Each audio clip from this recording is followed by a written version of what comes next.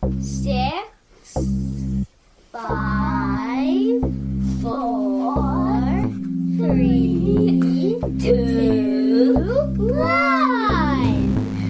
How about we do it again? 6, 7, 4, 3, 2, 1. I think I got it. Okay, let's try one more I time. definitely. Ready? Ranking review. Ranking review. Ranking review. Say 6, 6, 5. 5, 4, 3, 2, 1. Hello and welcome to the 239th episode of Rank and Review, part 3 of our 3-part Best of the 20 Teens. We'll be ranking our top 10 horror movies from the 20 teens and reviewing the films It Follows and The Wailing. And by we, I mean myself, your host and random Canadian Larry Parsons, my co-hosts, Mr. Lee Beckmann and Jason Dubray. Jason Dubray is the host of the Shelf Shedding Movie Podcast, which is healthy food for your ears. Yes, we're doing the top 10, but this episode, as it sort of marks halfway through the 10th season, is also officially commemorating the 10th anniversary of Rank and Review, and I think it's a great episode to do it on. So, happy anniversary, Rank and Review. Happy top 10 of the 20 teens. I'm going to go ahead and dedicate this episode, and indeed this season, to my friend Kevin Stiller, who passed away recently. Friend of the show, guest of the show, and, well, friend of me, damn it. So, big love to Kevin, big love to everyone who's been supporting Rank and Review. I hope you enjoy the third and final entry of the Best of the 20 Teens. You can send your feedback to ranknreview@gmail.com. That's ranknreview@gmail.com. You can check out the website at ranknreview.ca. Now let's listen to the Best of the 20 Teens, Part 3. What exactly is supposed to be following you? I don't know. Just pass it along. You believe me, right? Nothing's gonna happen.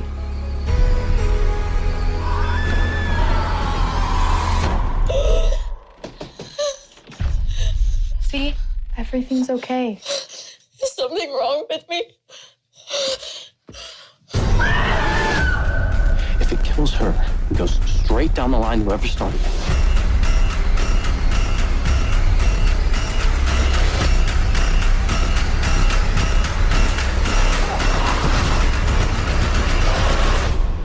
It's gonna be here sooner or later. Okay, It Follows. So, there's a lot to be said about it. It's a supernatural entity that follows you like an STD, and that you catch it from having sex and you pass it on by having sex. Yep. But it's this sort of bizarre chain letter thing, like whoever you pass it on to will hopefully pass it on to someone else, because if that thing catches them and you're next on the list, you're back on the hook. Yeah. So cool idea, and the presentation of the movie is almost as if it was made in the 80s by John Carpenter or somebody who was severely influenced by John Carpenter. And we've been seeing a lot of this in the age of like Stranger Things and nostalgia baiting type of movies. But in this one, I think it's done with purpose. And, It's done deliberately. And sort of reminding you, in a weird way, reminding you that you're in this sort of B-movie aesthetic is kind of part of the fun of the movie. But our main character finds herself in this position. She meets a boy that she likes. He seems a little bit strange. Goes to a movie theater and he seems distracted, like he's always looking out for someone else over his shoulder, like his ex-girlfriend's gonna show up. Yeah. They end up in a parking lot in a car. They make love, and all of a sudden he puts some what do you call it, chloroform over her mouth, knocks her out. She wakes up and she's strapped to a wheelchair, and he unspools in a scene of complete, just story dump. This is your situation. I apologize for doing this to you. Do you see it? Do you see this thing coming towards you? Yeah. And from that moment on, we're locked into her perspective. And the first couple times she sees someone following her, like the old lady in the hospital gown in her school, we don't understand that she's the only person that can see it. It's sort of slowly unspooled to us. Well, if you've been infected by it, you can still see it if it's not hunting you, but yes. Yeah, nobody else in the hallway sees the old lady in the hospital gown, and she's calling out, and they're looking at her like she's crazy, and we have to do the math ourselves. And I kind of appreciated how it was handled. It's a cool concept for a movie, and we're introduced to a group of kids who first don't believe her, but then are put in a position where unquestionably she's telling the truth. They can't go to the authorities. What are they going to do about this supernatural curse? Mm-hmm. Such is the premise for It Follows, and I enjoy it a great deal. It maybe should have been in my top 30, but I have some issues with the third act, some choices made in the story in the third act. It was just enough of an excuse to keep it off the list, but I have a lot of respect for the movie. And it's not just about member berries. It's not just about, don't you like John Carpenter? Doesn't this remind you of other better movies? That it has its own story to tell and its own tricks to pull. So I am positive about this movie. It's just happened to come out in the middle of an incredibly thick decade of great horror movies. So that's where I start on It Follows. You selected it, Lee, so I will hand it over to you. Yep. I love the script of this movie to begin with. I know that the writer and the director are the same, David Robert Mitchell, I think it is. David Robert Mitchell. It's his name. I never did see his sophomore effort. No, this is his sophomore effort. I didn't see his third one. I like the fact that we don't learn a lot about the rules of the creature, that a lot of things are pretty vague. There's enough laid out, for the universe for it to move. But I love the fact that it's smart enough to leave so many things sort of open-ended. Something will be following you. It might look like someone you know. It might not. Yeah. But it'll be walking. It'll be looking for you. And it's on the way. Yep. I would argue it's not a ghost, though. It's a demon, because it has to abide by the law of physics. Because you can put things over it, you can shoot and distract it, you can't kill it, obviously, at least not with a bullet to a head, but it does, it has to break a window to get into the house. So I don't think it's a ghost, I think it's a demon, and since it has to abide by the law of physics, you can also entrap it. So that is another way to sort of get around it. You wouldn't kill it, but if you set up some sort of cement or some unforceable steel that, you get around it, you could. It also means you have to constantly be conscious of not boxing yourself in. Yes, therein lies the rub. Yeah. This time I picked up a lot more sort of visual clues. Every time the red shows up in the movie, it showed up enough that I thought, okay, there's something about this. Why is the filmmaker showing all this red? And it's a warning that the very next thing or the very close thing is that the creature's going to show up. I also clucked in a lot more. I remembered why there's such weird things about technology, because it has those old phones from the 70s and 80s you'd have in the house. At the same time, one of the girls is using this e-reader. And I thought, is this something as well? That whenever the creature is, but whenever the old technology shows up, the creature kind of comes in.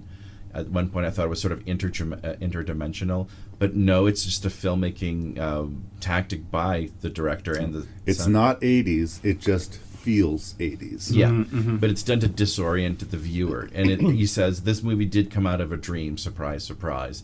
So there's a sort of fever dream quality to it, And once again, all the actors are well positioned in this movie. It is well, once again, composition. I know I've used that word quite a bit in this show, but everything even when there's nothing to do with plot, there's something to look at and keep your brain stimulated. And I also appreciate that, because it is not a very, I mean, it does move, but it does take its time.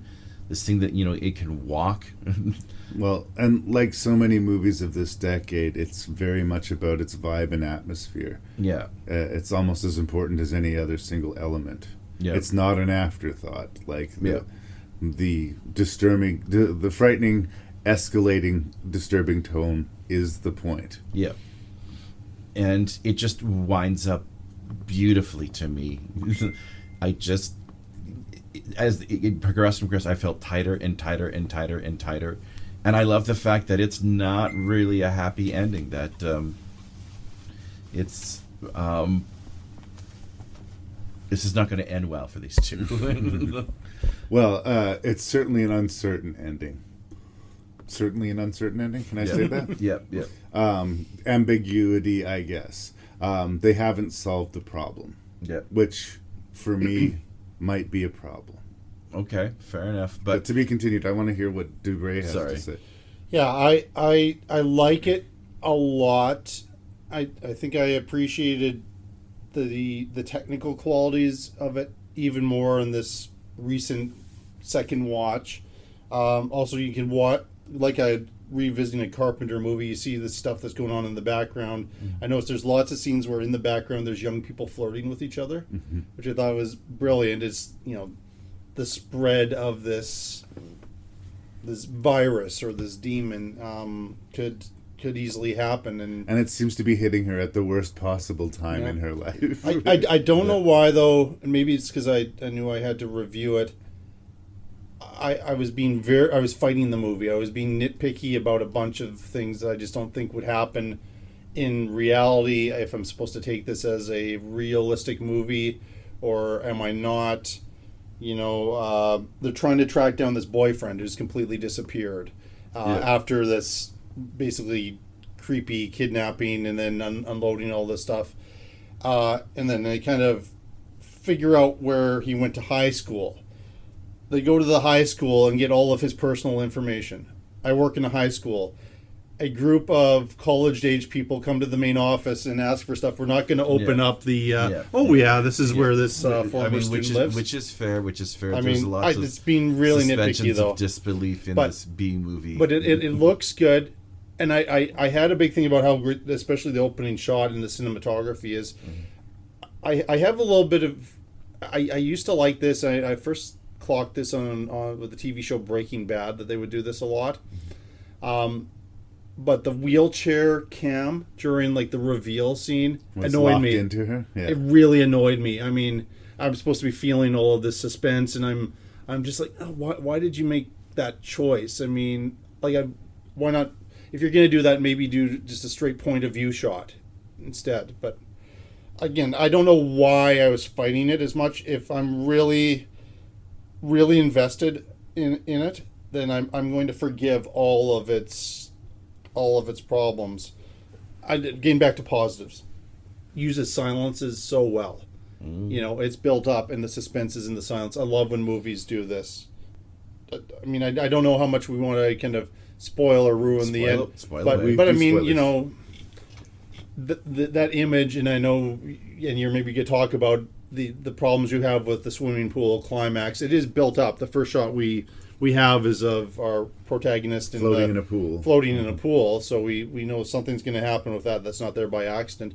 But the image of the blood in the pool, it just looks amazing. There's so many professional, amazing looking things. I certainly would not give up on this director, but I just find myself a little bit more mixed. But I will revisit it. I will enjoy it. But it didn't make my list, and I'm not sure I was even going to consider it for my list.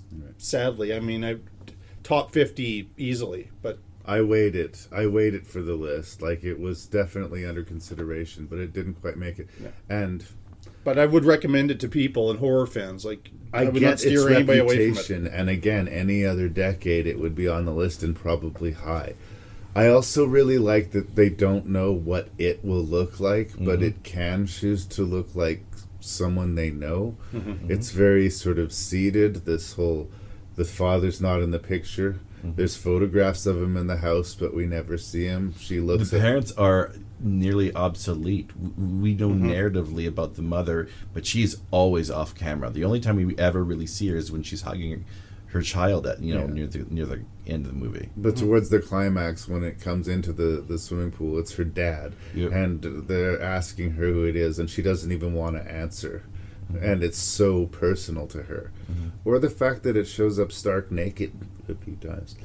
Well, there's a sexual intent to it. You get it through sex, and it's implied that it kills you with sex. It fucks you to death, or some sort of supernatural equivalent of whatever that would be. But yeah, the old man stark naked standing on the roof of the house. Well, it's the father, I think. Yeah. Troubling. And because you never know what you're going to get, but sometimes they'll stand out in a crowd and sometimes you won't. It has you looking all over the screen, and the director knows that and uses it very well. On that level, the movie is impeccable. I do have issues with the third act. And I was talking with my buddy Matt about the movie The Ring. Yep. It's another curse movie. Hey, this is arguably a curse movie. And I said, I've got The Ring cracked, by the way, buddy. If I watch The Ring tape, I'm giving it to you, and you're going to watch it. And then you're going to give it to me a week later, and I'm going to watch it. And then I'm going to give it to you a week later, and you're going to watch it. And in between, we're going to make fun of Samar. Because we're not spreading her curse, but we're still showing her tape. And fuck you, right? Yeah. And ha ha ha, we had a good laugh about it. But, I mean, that didn't really occur to me until a decade or so after I'd seen the movie. Yeah. Right away with this movie, I saw tactics and decisions and things that they could do that do not equal this Scooby-Doo ending with a bunch of kids with electrical appliances breaking into the swimming pool, luring it into the middle of the water, I guess so they could see it. I guess was the idea when it was in the water they would be able to all clock where it was. Oh, maybe. The plan is terrible. It doesn't make any sense. It doesn't make a little bit of sense. It is not the plan of a child. It is the plan of a stupid child. Also, if you discovered you had this, would you get on a bike and go to the creepiest park possible? By yourself? Or go with a group to the lake? Once again, fight or flight. I mean, they don't know... I have to remind myself, they don't know they're in a horror movie. Right. I mean, they're experiencing something eventually where they're like, this is... I'm not bothered with them going to the lake. They don't believe her yet at that point. But what about her biking away like that and getting away from... Fight or flight. Yeah. That's fight or flight. And again, like, it would be a hard thing to wrap your head around and, like, make real for yourself. And she saw the tall man, boogeyman, in her house. The rest of them didn't. They just saw her freak out and flee the place. So I get her friends not believing her, but still being caring about her and wanting her to solve. But the choices that they make to do it, like, the one guy who's obviously in love with her offers to sleep with her, but she won't do that. But she will sleep with the hot guy across the street, who consequently is fucked to death by a supernatural visage of his mother. Good times. That guy was actually in Beneath. That actor. Yes, he was. Fun fact. And he was a decent honestly, guy, too. I mean, he, you know... They talk about going to a prostitute pretty early in the movie, but once you know for a fact, yes, you are being haunted by a supernatural rape demon, your options are get raped to death by the visage of your father, or take a road trip, sleep with a prostitute, keep going on that road trip, sleep with another prostitute, I don't know, fly to Honolulu if you can afford it, sleep with a prostitute, fly home, you're pretty good. Yep. Like, again, and like, it didn't take me years to come up with this conclusion, right? Yep. But you're a bunch of young college kids. I mean, they obviously have, some of them have some money, but it just... The fact that it's a bunch of young college kids arguably makes it worse. If the solution is have lots of sex, young college kids, we're fine. Send them to the Piranha 3D movie and put them in an orgy and it's fine. Again, it's bad news. Somebody somewhere is going to be raped to death by this evil spirit, and that is not a good thing. But it is a very, very easy and available solution that gets talked about but not really used until the end of the movie for no other reason than they need the movie to continue. And for all the things they could come up with, it wasn't to try to confront the demon or exorcise it. It was this ridiculous pool plot. And it was entertaining and funny and inexplicable while I was watching it, but it dropped the movie down a level for me. See, I bought what he was selling me with his comment that this is what kids would do to, come up with some sort of plan that they did not think about. I think as well, I mean, the movie is part homage, and I bought that. I mean, like I said, it's deliberately given a cheesy title called It Follows, and it's a love letter, much like Cabin in the Woods, that, yes, you can nitpick, if you wish, all, what doesn't work for the movie and how, this is not believable. I would argue at some point, and it doesn't always work with certain movies. Like, there's some movies where they're so bad that it just adds on top of I won't buy the leaps of faith that the movie wants me to ask. Wouldn't it be nice, though, if the third act was as smart as the premise?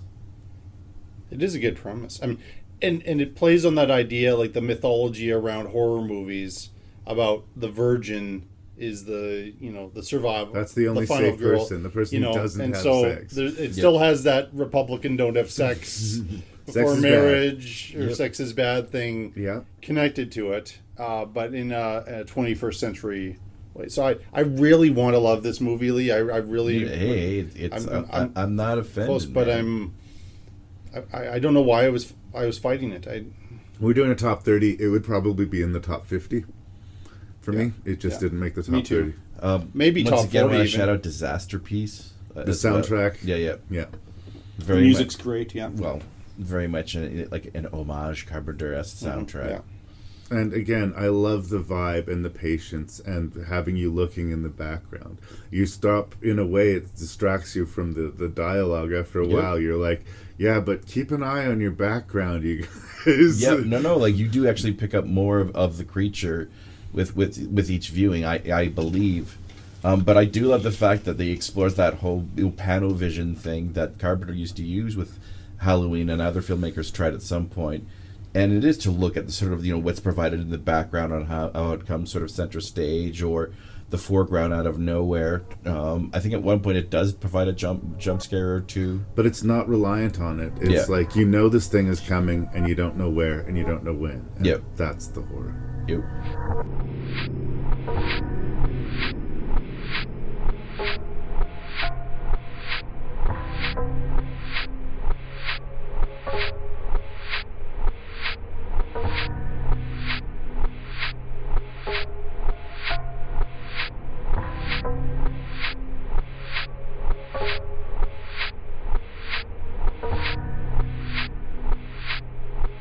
All right, gentlemen, welcome to the top 10 time. Oh, now it's getting real. Lee Beckmann, what was the 10th best horror movie of the 20-teens? Well, it's just so funny because we just talked about this, and it's Get Out by Jordan Peele. I agree with you that, well, I did put it in my top 10. It felt like it had to be there, but there were so many, it's a really good movie. I do like... There was an interview I saw with Quentin Tarantino, and he talked about, because he saw it opening weekend, and he saw it on a mostly black audience, and he described it as a lot of the African American community got a lot of sort of the social anxiety, like it's an unpleasant movie for them, but also like the rare honesty on the screen, that the white audience had a different reaction to it than obviously the African American audience, which I mean it's the only like it's. A film that only a black filmmaker could make. And this was a debut film. I mean, and we didn't really talk about Daniel Kaluuya. Yeah. He's good. Once again, the cast is amazing. I like Stephen Root in a weird supporting role. This is a guy who just shows up in interesting roles. So like, the weird mumbling dude from Office Space is now showing up in these horror movies. Oh, Jason, our mutual friend Jason, fucking loves that actor. Yeah, calls him Stephen Root. No, and no, I have no bad things to say. I just put it on the list. So, Yep. are we going to hear about it yet? Still? I think we will. Okay. I also love how it's beautifully shot. Like, just once again, I've said this word, like just the shot composition of that movie. It is a very well shot movie. And it's true. The script was strong enough that if he could have gone, standard Kevin Smith style, medium shot close up, and the job would have been done. But he is stylistically very strong. Oh. The sunken place and the visualization of that is really amazing. Well done. Shout out to the cinematographer Toby Oliver, I thought I would say, since he doesn't get enough love. Yeah. But obviously Jordan Peele is the star of this movie. There's an amusing fan theory about the movie. Yeah. That it's an unofficial sequel to Being John Malkovich. I could buy that. Catherine Keener's character, who's obsessed with control and identity, ends up hooking up somehow with Bradley Whitford, and this is her fate. Yeah. I really like that. Oh, that's cool. It works enough. Yeah. Yeah. No, I do also like his friend who, obviously, spoilers, comes, not quite saves. No, does save the day. Well, yeah. He was a moment after that. Clue, the Clue character was out of Danger. But when we saw those police lights, your heart just sinks to your feet. Like, no. Yeah, the first time, it's like, no. Harry is the this is gonna actor's be, name. This is going to be done so wrong. This poor man has been through enough. But What's your number 10, Mr. Dubray? Yeah, so my number 10, Yeon Song-ho. This is a Korean film called Train to Busan that I would imagine would be mentioned I'm sure on all three of our lists. I haven't seen it for a while. I didn't get to rewatch it, but it moves unlike any zombie movie I have ever seen. And the train location is perfect, and the obstacles put in front. I feel like a broken record with this. But the more obstacles you put in front of the characters that we care about, the better for any zombie movie or any slasher movie. And this, once again, just Korea has done very well. They've been doing it well for decades, but it seems like this was the decade where people started to stand up and go, we should really be paying attention to this country, whether it's a drama or a horror movie or otherwise. Even when they're problematic. You and I reviewed I Saw the Devil. Yeah. I had issues with the movie, but it was an amazingly made movie. Ambitious, big, tough, brutal. It was a tough movie to talk about. Yeah. So I am not going to fight with you. We are going to be talking about Train to Busan. Yeah, I expected it. Oh, yes, we will. Yeah. Once again, I don't think this is on either of your guys' list, and the argument might be made that I put it too high on the list. But it's one of two movies on the top 10 that is here because it shouldn't work for me. Okay. And it does. It's called A Dark Song. Yeah. I figured it'd be on your list. I just fell in love with it. My eyes are so bad. I'm trying to read the name of the director on this case. Liam Gavin, I want to say, if my old... I need my spectacles. I can relate. It's shouldn't work for me because it's two people, both of them who are intensely problematic to the level of unlikable, locked in a Welsh mansion and screaming at each other. And the bulk of the actual horror, but when it comes, it is horror, is the last half an hour of the movie. There's plenty of tension, there's plenty of stakes, there's plenty of interactions, but the horror of the movie is in the last half an hour. And it has very strong religious themes that typically do not work on me, that do not work my nerves. But this movie fucking got under my skin. And I went from hating both of the characters to not liking them, but understanding them, and through understanding them, becoming scared for them. It wasn't one of those things with a million other slasher movies where they're set up not to care about these characters because they're just here to get killed by Jason Voorhees. This woman has a goal. She has lost her son under absolutely the worst possible circumstances, and she can't reconcile it and sees no other way but some kind of supernatural avenue. And the man that she contacts to help her do this is this defiantly, willfully difficult individual who has no time or no patience for anyone in the world, who is just a proud son of a bitch, who happens to be legitimately talented when it comes to these dark arts. And an uneasy truce is made between the two of them. And again, you spend a lot of time not liking the characters, but somehow getting to know them enough to be scared for them. And that third act and that ending stays with me. Again, if we were doing the full review, I'd be more detailed about it. I'm sort of deliberately trying to keep it somewhat close to the chest. But the revelations that they happened are both not what I expected, and in a typical horror movie, not what I would have wanted or typically been impressed by. Okay. And here it sits at number 10. Alrighty. So, A Dark Song. I thought it might be on your list. This is one, again, based completely on your review on the show. Right. There was some sort of a sale. It was a digital, not a physical copy. I bought it sight unseen, and it sat there, and I hadn't watched it, and I was like, I have to watch this for this podcast. And I guess I had a little bit of expectation. I shouldn't have expectations, especially when it's this much of an independent film. I liked it a lot. I agree. I had trouble liking the characters, and there's scenes in there where it becomes even harder as you go along, but you do understand them. And I like that you're in your top 10 champion a film that not a lot of people have seen. Usually, it didn't make my list, but if I don't like the characters throughout the movie, that usually takes me out of it. Yeah. And if there is an implicitly religiously themed ending, mostly I tend not to like it.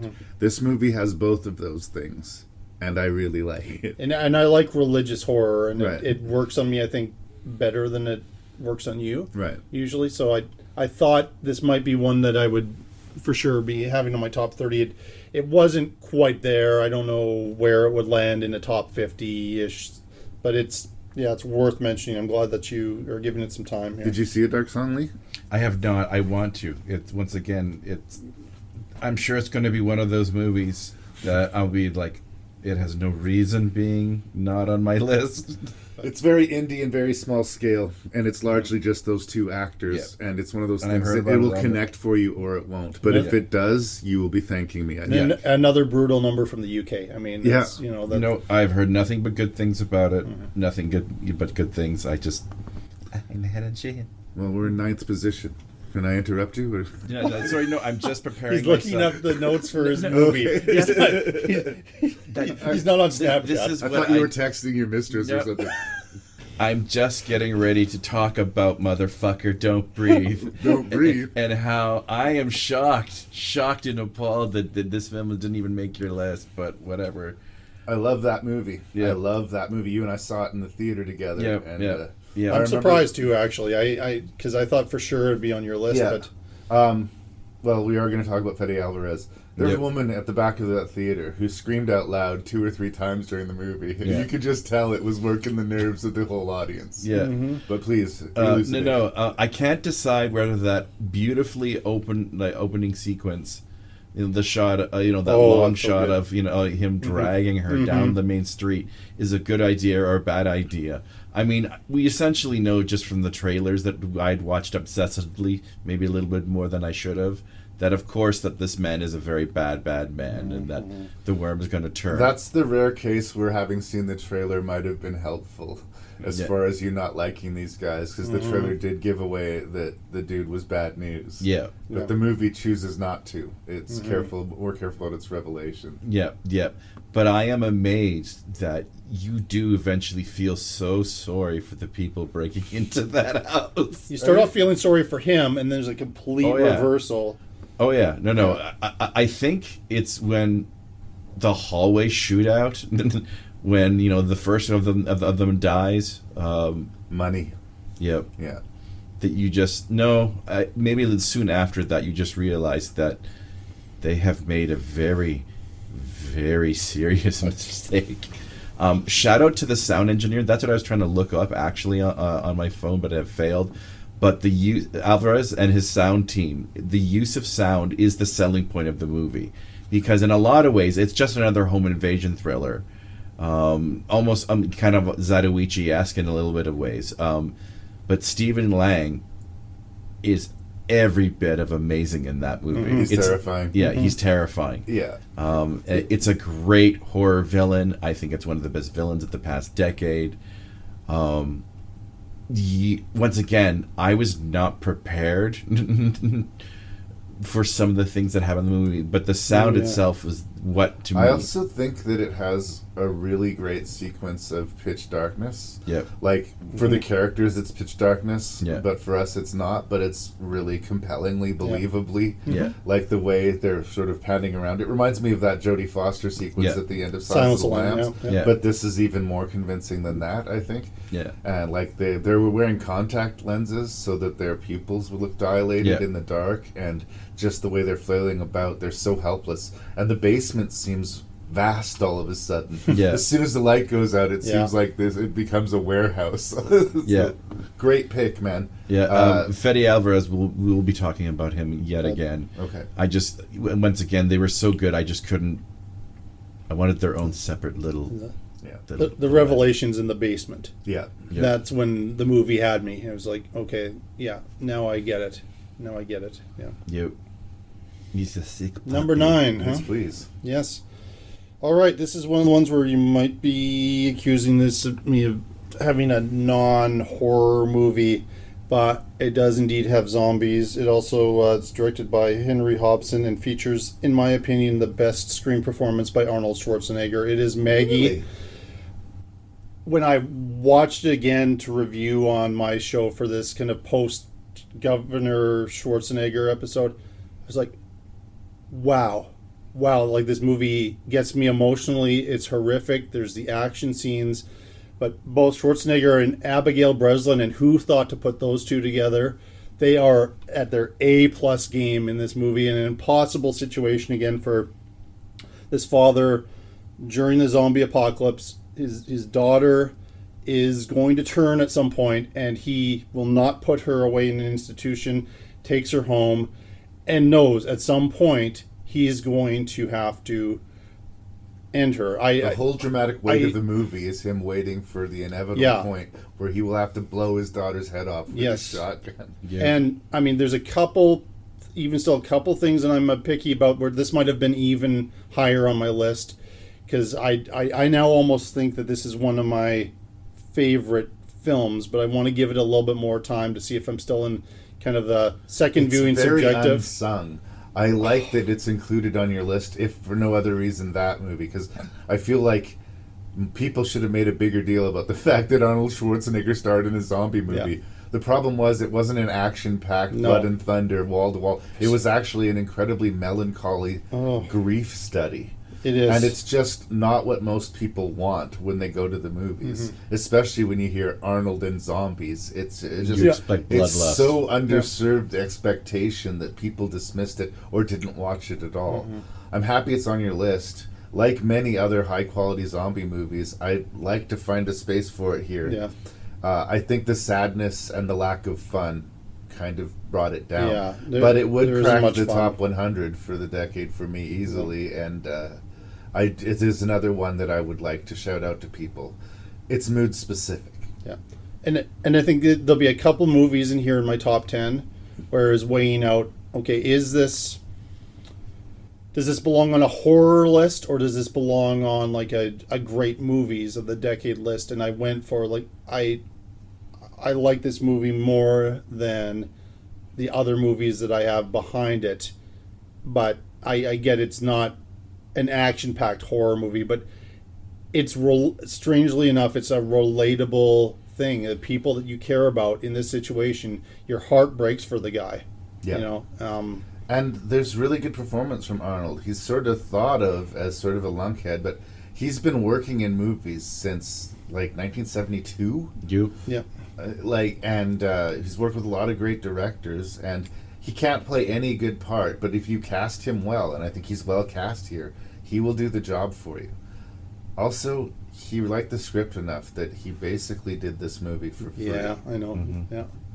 And I'm pretty sure having Arnold sign on the dotted line is what got this movie made, because I can't see any producer reading the screenplay and saying, oh, this is money. Yeah. And Abigail Breslin, I think, gets forgotten about a little bit. Like, she's a child actor, That got an performance early in Academy particular. Award nomination. She's great in it, and I mean, she showed up in Zombieland and other things along the way. I just think if she keeps acting, she's one to watch. Yeah. I don't think she's gotten anything that's quite, the attention that she deserves. So, Full confession, have not seen it. oh, It's worth a watch. It's not a feel-good number. That's what I hear.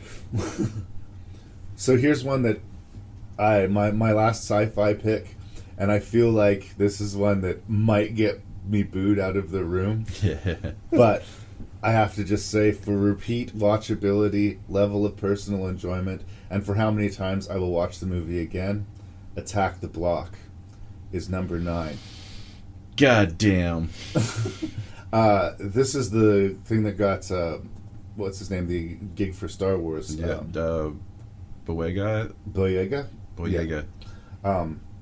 And it's juggling a lot of characters, a lot of them who are very young, and a lot of them who are criminals, on their face not that likable. There's sort of this. There was a lot of these English hoodie movies with those troublesome teenagers and their hoodies causing troubles for people. And this one, the hoodie kids are our protagonists because they're very protective of their apartment block, and some monsters from outer space crash land, and they find one and instantly kill it because that's who they are. Yeah.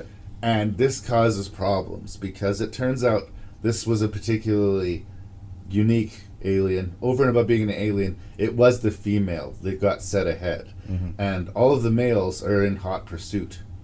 And they've got the female pheromones all over them, so they're being hunted down by the best creature design of the decade. The creatures in this movie are amazing. They're on all fours, they're practical suits, but they use CGI to darken their fur, so they seem somehow blacker than the night sky or the darkness around them. And everything about them is this incredible black, except for their bright, glowing teeth. Yep. These huge, frightening Pac-Man creatures. Oh, I don't know if I mentioned it. It's hilarious. Yep. As well. Yep. It's fucking hilarious as well. It's Yep. action-packed, Yep. hard R. Yep. Nobody is safe. Yep. You're laughing. You're screaming. Yep. You're riding your chair. Yep. And, it seems... Am I really putting Attack the Block this high? And then I watched it again, and I'm like, fuck yeah. Fuck yeah, I'm putting it that high. Yeah. And again, it's been a really crowded decade for really good, sci-fi horror movies.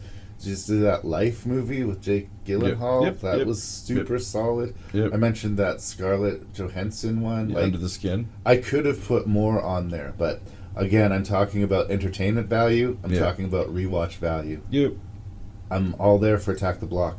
I've heard same writer, They same keep director, threatening a sequel. same cast coming back. All of the kids will have grown up, except for Mayhem and what's his name, the two little guys. Yep. Will probably be teenagers now. But Yep. a lot of times they'll say, "Oh, leave it alone, don't fuck with it." But if they can make it half as good as the original, holy shit, you guys! I'm showing up for it. So I have no reason for it to not be on Attack the the list. Block.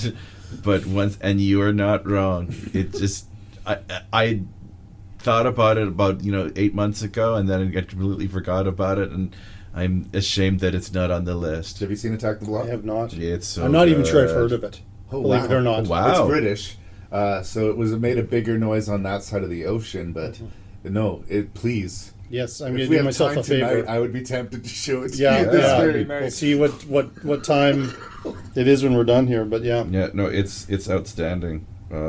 Joe Cornish. Joe Cornish, yes. And he did this movie that bombed hard, A Kid in King Arthur's Court. Oh, yeah, I remember the when King that would came be out. king. I haven't actually seen it, or was The Kid It Would Be King, sorry. Or it was King, anyway, whatever it was. It was a kid's feature about that, and nobody watched it, including me. But I should have, because I really like him as a director, at least in this movie. You- What was your number 8, brother? Well, if you want to look up the definition of paranoia and it's how it's displayed on film, this movie would be it. It Comes at Night, I think, is a shining example of how humans really are the worst enemy. it was poorly advertised, and I would It even was falsely advertised. Famously, yeah. Yeah. And I think that turned a lot of people off of the movie, and I Yeah. get it. Yeah, but Because at they this, advertised A Quiet Place, and that's it's not what it was. No, not at all. But it's a shame if, being angry at the movie just because it was, advertised as one thing and it's really not the other, does not take away how great this movie is. Joel Edgerton is awesome. Everyone in the movie is awesome. It is like I felt unclean by the end of that movie. It just unnerved me in a way that I hadn't seen before. All the movies above here that I'll be talking about, past this, all unnerved me. And It Comes at Night is just I liked it a lot. I was, like everyone else, mad about the false advertising. It was advertised as a creature feature. Yeah. It's a psychological deterioration, paranoia, I think, as you quite accurately said at the beginning. yeah. It's also wall-to-wall unpleasant. It's another one of these horror movies where Yep. you just don't feel good about it. Yep. And I think that is the thing more than anything else that take it out. Like, a bad trailer, a lot of great movies have bad trailers. But, yeah, it's, again, a solid pick. It just didn't make the cut for me. I was doing so well, and now it's suddenly in the top 10. These You haven't movies seen it? I haven't seen. No, Yeah. I will No. see. But There's a hot and cold reaction to it, but if you haven't seen the trailer, then you're in a good place. Yeah. Just watch the movie. the title sounds so familiar to me, but I don't remember any marketing about it or Well, anything. once again, it was poorly marketed. It Comes at Night. It's like a post-apocalyptic, plaguey movie. Yeah, it's a virus movie. Yeah, but yeah, it's the danger of others, and it's the world becomes so broken. What's left of Yeah, the people who are out? But they think are the in a- divide, think the road, but with a little bit more of a specific centering on the psychological deterioration. yeah. Sounds like a good time. Yay! Happiness. What's your number 8? Number 8, speaking of happiness, it's been mentioned, Ty West, The Sacrament. Major It top got 10. under my skin, and there was no way it was not going to be on my top 10. I think I said in the review, this is going to be on my list of the 20 teens for sure. The kind of faux documentary forced perspective makes sense, using that Vice reporters coming in to kind of look at this Jim Jones cult. Gene Jones, I would argue, is one of the scariest characters in the decade for horror. And again, not another knock at it, but way scarier than Sarsgaard's Pennywise. And because he seems like kind of a genuine guy, you can understand why people fell into this cult. And again, the guy who is scared to death of Javier Bardem in No Country for Old Men, I didn't recognize that guy at all when watching this. He's got no status in No Country for Old Men, and he owns all the place. status in this. Yeah, It's like, and he shows up in The Hateful Eight as well. He's Yeah. such a good actor. He's probably going to be one of those guys that I'm going to start seeing when I revisit movies. Yeah. He's been around forever, and he's just been in didn't all know. this stuff and just haven't paid enough attention to him. And this really got me paying attention to him and Ty West as well. It wasn't the first Ty West movie I saw, but I was just, this feels like a completely different movie than Innkeepers. But it's still got that weird precision and patience. There's something about a Ty West slow movie. burn. You can feel the vibe of it. But and talk about like kids being killed and there are no prisoners in this movie. It was the most uncomfortable in an uncomfortable list of cult films that we were talking about. This one just really And again, no one seems to talk blew about me away. It just, no one mentions The Sacrament. No. I'm glad that you're including it as well. Yeah, I mean, it's devastating. It is. It's a devastating movie. And yeah, not fun. Yep. Not fun, but effective. Oh, and still It's stayed good. with me. I have, once again, no excuse. Well, speaking of not fun, I have my last tie, and it is related to a director, and it's probably easy to predict. We have Hereditary and Midsummer Yep. from Ari Aster. Yep. As far as a 1-2 punch debut to the horror genre, Wow. can we just say holy shit? Yep. Like, wow. I am not a supporter of Beau is Afraid, but heard. He still has a lot of rope with me. Like, I will watch another one of his movies. Like, I would say maybe he's better at horror than he is at comedy or satire. Yep. But wow. Yep. The only reason they're not higher on the top 10 is, again, the times I'm going to be revisiting Hereditary and Midsommar compared to Attack the Block or The Shallows or anything like that. They are undeniably incredibly unnerving and effective movies. And yes, they are accused of being grief porn and exploiting people who are suffering losses. But I don't know. It's sort of like anytime someone becomes too hot, there seems to be this fringe group rip them down, that needs to knock them down. This thing of horror stories starting on the precipice of tragedy has been with horror as long as I'm aware of horror existing. Like, it's just they don't usually make the meal out of it that Ari Aster does. Both films, in the first act, your main character loses members of their family in ways that are traumatic and troubling, and that sort of set the table for the horrific events that are going to unfold through the rest of the movie. And again, I know you weren't big on the ending of Hereditary. I thought it had some real teeth to it. But then the counterbalance of Midsommar, Hereditary is pitch black, both literally and figuratively. And Midsommar is bright. Out in the open. And it ends with a woman wrapped in flowers with a beaming smile on her face. Yeah. And it is horrifying. Like, again, I couldn't pick between the two of them, and if I used both of them as a slot, they would take up 20% of the top 10. So I've had a director tie in each section. Here he is, Ari Aster. I mean, this has been a well-celebrated thing. This is one of the ones that was obviously going to be on the list. So, particularly Hereditary. So, there it is. I don't feel the need to defend this one. No, you don't. No. We will be talking about Ari Aster again. Quelle surprise. I will say this, and once again, Midsommar has no reason to not be on my list. The only thing was, I knew it's The Wicker Man, or at least those of that folk horror ilk. It's beautiful. It has no reason to not be on the list. Like, please understand. Well, I think we've all agreed it's been a tough, a lot of tough cuts. It's an amazing movie. I guess the only criteria is I sort of saw the ending coming, but whatever. Once again, I can't deny its brilliance. It's troubling. Yep. We've talked about Fede Alvarez before, so let's talk about him again. And you know what's funny? And I think it was the poster that pissed me off because it was daring me to just, like, it's not the scariest movie ever made. That I walked out with a little bit of an attitude, even though I really enjoyed it. What did they say? The most grueling experience in horror you will ever experience? Yeah. Like, or just something like that. Hyperbole, whatever. And then I saw it again with you, and I realized, no, this movie's fucking awesome. Evil Dead. What can I say about just Fede Alvarez's Evil Dead? It's gloves off, baby. Yeah, the lead actor, who's also like the lead in Don't Breathe, and from what I hear, their working relationship has soured. Jane Levy? I think that's the name. Levy, yeah.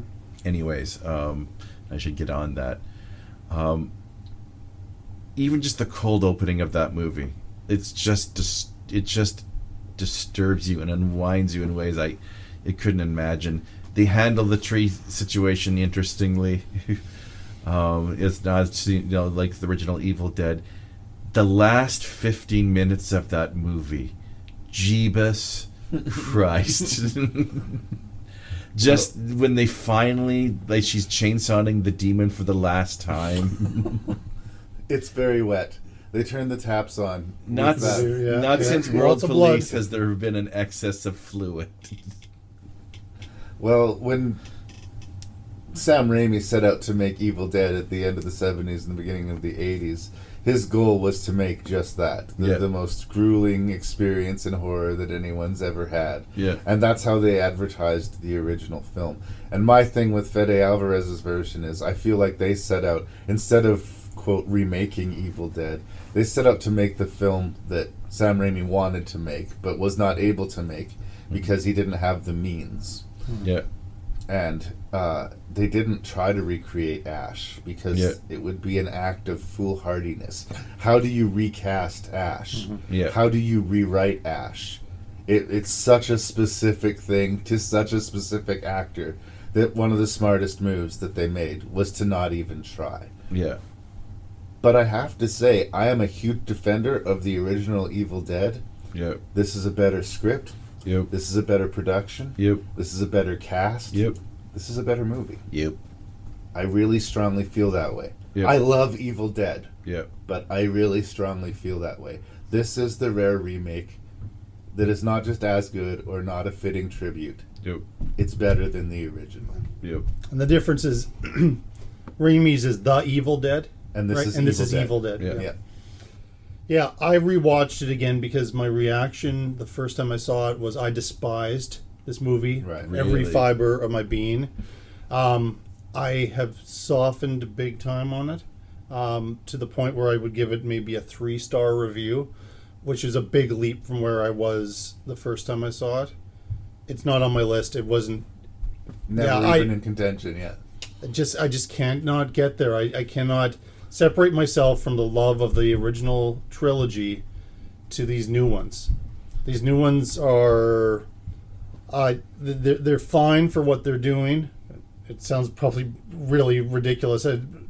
How over top these movies are, that I'm saying they're fine, but for me they're fine. Their target audience is going to love it. I know people really love this Evil Dead Rises movie as well, and I just cannot get on board this new wave of Evil Dead films. Right. I am missing. I would say that Evil Dead I'm missing Rise- Ash. I'm missing Sam Raimi. Right. I know they're producers of these, but I really am missing that. I would say Evil Dead Rise is my least favorite Evil Dead movie, but I would also say that there are no bad Evil Dead movies. And for a franchise this deep in, 5 in, yeah. that's pretty impressive. Yep. Yeah, the closest. I don't know. I have to think about it a little If bit. it's not for you, it's not for you. It's This is not. definitely one of those things, like if you're not into this, it's not going to work for you. I also like that they gave them better reason for them to be at the cabin. Yeah. They I had to like all the isolate. changes. She's trying to get off of drugs, and when she starts complaining that there's demon possessing her and that the trees nobody were believes raining, her. Yeah. Of course, nobody believes her, and Yeah. it's justified. That's the stuff that worked Yeah. well for me this time, and the level of violence. But again, this. Yes. I mentioned my issues with the torture porn. Yeah. This felt like it was married to torture porn a little bit too much, and I still felt the fun I in spite of it. I did yeah. not Oh, have. yeah. I haven't had fun with the last two. Yeah, That's what I'm missing. And Is that the would be fun. the difference. Yeah, Yeah. fair enough. I mean, brother. they are capital H horror movies, and I will give it that. And maybe again, this bad habit of penalizing these movies for the movie I want it to be. right. I need to look in the mirror at myself about that a little bit and maybe revisit it. But Hey, if it's not for I'm you, not it's there not for yet. you. If it's not for me, I'm not putting it on the list either. But like, yeah, we're gonna talk about Evil Dead again. I'm a big fan. yeah, I Yeah. expected it fully, and that's why I rewatched it, because I thought, well, maybe I was too judgmental the first time. I think I was. yeah. The But- cheek scene alone. Yeah. Well, that brings us to you, brother. Number 7, right? Yes, please. Yeah, this is where I put Get Out, directed by Jordan Peele. A very important movie, one of the most important movies of the decade. I think I remember my initial reaction was kind of like above average. I wasn't there with it being like the great movie of that year. It came out early. It was a February release. Didn't know what they had. And yeah, they really didn't know what they had.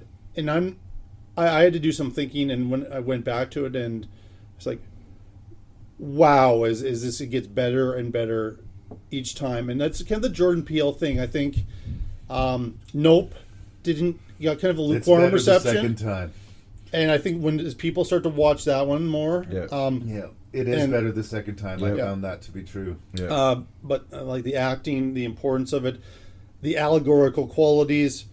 But if you're not reading any of that, it is an entertaining and horrifying film. Like when the thought of somebody going and taking over your body in that way, I don't care what race you are. That is a horrible, horrible thing, right?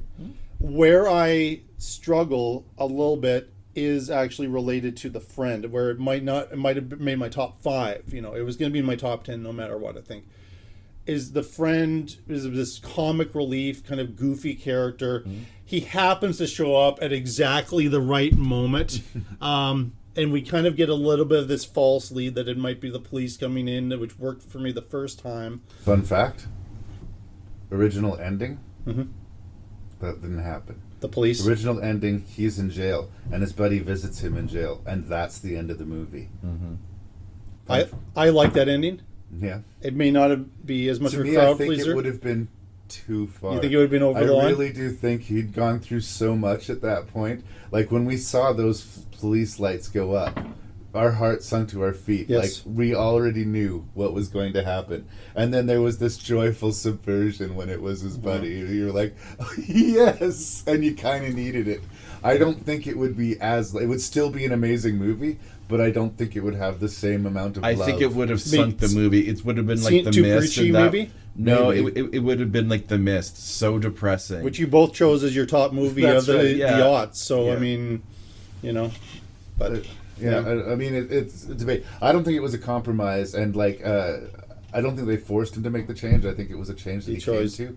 But it is interesting that was the case. I don't know. I don't know if it would have made me feel too bad, if it would have triggered my white guilt too bad, or something like that. I really wanted him to get out of there. and Or I it was might have really been happy that he like did. the anti-Barbie crowd might have come out against that Exactly. movie and created a big political thing. Instead, they enjoyed a solid horror movie, very well written, well directed, as we talked about, and yeah, he knows what he's doing. And I just did not see this coming from a guy who was on a comedian on a sketch show. Yeah. Again, I thought it was probably going to be in your guys' top 5. I thought I was being pretty subversive putting it at 11. I mean, my love is strong for Get Out. I really liked the movie. It didn't keep me up at night. I wasn't scared from it. Yeah, A lot of the I other agree. ones. It's the Stepford Wives to me. Yeah. Yeah, that's a good comparison, actually. Yeah. Good enough? Okay. So my 7th place, I was talking about, there was 2 on the list that I have here because they shouldn't have worked on me as well as they did. Okay. And I would love to have seen it. Originally, it was a stage piece. It's called Ghost Stories. Yes. Jeremy Dyson and Andy Nyman wrote and directed it. Andy Nyman plays the main character. And, of course, our friend Martin Freeman, who likes to show up in awesome movies, shows up here as well. And it's kind of an anthology movie. And it's one of these movies where if you're a horror-savvy guy, you're like, I see where you're going. I know exactly where you're going, movie. Don't try to play me, movie. And it still plays you. It still has an unexpected sort of twist, which I'm not going to get into specifically. But it's an aggravating... Most movies that pull this twist, it pisses me off. Like, I don't like unsolvable mysteries. I don't mind a trick, but I like to be able to go back and see what I missed. And I don't think going back would help you solve the riddle of the movie. But the individual pieces, the premise is, as we understand it, this guy is a professional skeptic. And his sort of role model, who disappeared, contacts him out of the blue and basically tells him the reason he retired and quit were these 3 cases, these 3 ghost cases. If you can go and solve these for me, let me know, and we'll both feel better about things. But my life has been a farce, and your life is a farce, is basically what he's saying. Yeah. I sort of started my life being a kid that believed in everything, and the older I get, the more I become this sort of skeptical curmudgeon. So here we're set up for this morality tale that's going to teach this smug non-believer what's good for him. Yep. And that does and doesn't happen, but the isolated ghost stories work enough, and I was enthralled in trying to figure it out enough. And the ending came, and I did the sort of facepalm thing, and it just wouldn't leave my brain. It's an intensely cinematic movie, which makes it interesting to me because it's based off of a stage piece. A lot of times that makes the movies feel like a long monologue or like things that you can get away with on stage you can't get away with on screen, and it doesn't feel like a play. It feels like a very clever movie made for savvy horror audiences. it all hangs on how you feel about the twist. But I think they pulled it off in a way that few movies could. So Ghost Stories made the top 10. No reason at all for it not to be on my list. It's not there, but no reason. It's amazing.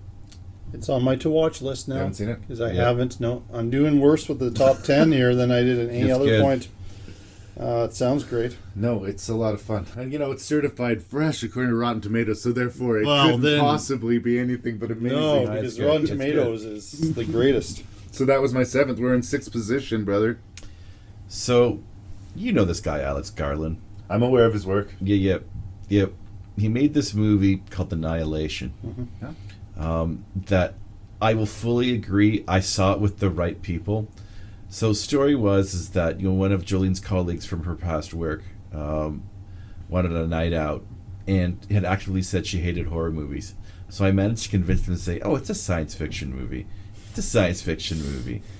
And right about the part I think where they're seeing that video playback of the inside of Yes. his Some body. intestines coiling like they're Yep. a snake or something. Yeah.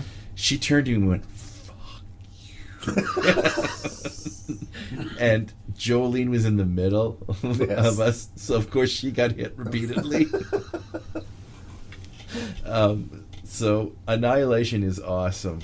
I was gripping myself when they started walking into, was it called The Glowing, I think what it was called? Yes. Shimmer. The The Shimmer, Shimmer, yeah. yes. Then the bear shows up. The bear sequence is what could arguably make the film qualify as a balls out horror movie. Yeah. The idea is that a comet landed and this area is slowly expanding irrevocably. Eventually it will consume the world. And every team that's been sent in there to investigate what's going on has not returned until this one gentleman does. And so they try another team, interestingly all women, to go into the Shimmer and explore it. I don't know if they expected that would somehow give it a different It reaction. had been all men before. Yeah. So we're set up for doom and gloom, and what are we going to see when we get there? And it's like, what's going to be in the mystery box? As I said, it feels like a loose remake of The Color Out of Space to me. But I already had so much sci-fi on my list. Yep. And Ex Machina was going to be represented. I just couldn't find room. Once I again- do like it a lot. Yeah. The score is also really, really, really, really good. Shout out to the score. It's a beautiful looking movie. The crocodile, I should have seen that jump coming. The discovery of that, person who's part plant into the wall. Annihilation is really good. Amazing cast. Really like Jennifer Jason Leigh. I always She's liked always Jennifer great. Jason Leigh. Always terrific, yeah. Yep. Natalie Portman's really good. Good time at the theaters. Who? Again, I'm not fighting you on it at Yeah, all. I'm It's trying to not think on of my Oscar. list. Oscar I don't know Isaac. what to tell you. Yeah, I just trying to remember the name. Oscar Oscar Isaac, Isaac, yeah. that's right. He's really good. Annihilation, and I love that ending. Love the ending, even though I hear it's different from the book. I've not read the book, but Neither I've have I. kind of the movie. How do you feel about it? Annihilation? Yeah. Oh, yeah. I think it's a terrific film. Yeah, keep listening. Okay, we're not Right. done yet. Wow. No. Well, But what's- my number 6, and I almost wish it was in the top 5, but it was too tough. I mean, and when I broke up the ties and decided no ties, this kind of changed it a little bit. This is where Midsummer is. Ari Aster. I much prefer it to Hereditary. It's an epic length film, but it is constantly interesting from the amount of grief that this poor woman is going through to this her boyfriend and the friends clearly do not want her to go on this trip, except for that very accommodating European young man, and Florence Pugh. She's wow, amazing. She's the amazing real in deal. it. She's one of the actors of her generation. Even in something that's kind of panned, if she's in it, I'm interested. She's in Oppenheimer, and she's very good in Oppenheimer. And I was just oddly enough, it was Gehrig's Little Women that I first started to pay attention to her ahead of Midsummer. But this is one of the great performances in a horror movie of the decade, and probably in any movie as I think well. I was nicer to Black Widow than I should have been because of her. Yeah, she was. Yes, I mean she adds so much to Black Widow, I kind of like Black Widow more than most people. And yeah, you're right. There is something about her being in there that makes it the whole thing better. And there's, I mean, the sequence where she drinks the tea and goes on that trip, and then Really it cool takes it takes visuals. a long time before we see the outright horror. But when we see the horror, it's like they just did that. Yep. That this was wow. Like everybody is in so much danger now in the brightest. You're absolutely right. Hereditary was so dark for most of the scenes, and we're in broad daylight, and you are just at the edge of your seat, gripping your. And I have only seen this once. I've wanted to watch it again beforehand, and it may have jumped a couple of the other movies in my top 5, but this is one I will revisit time and time again. I love Midsummer. It was I had expectations for it, and it met those expectations and exceeded them, which rarely happens to me. We've been talking about expectations a lot today, and how it can damage or elevate a movie. This one delivered the goods. Like, this is a talented filmmaker.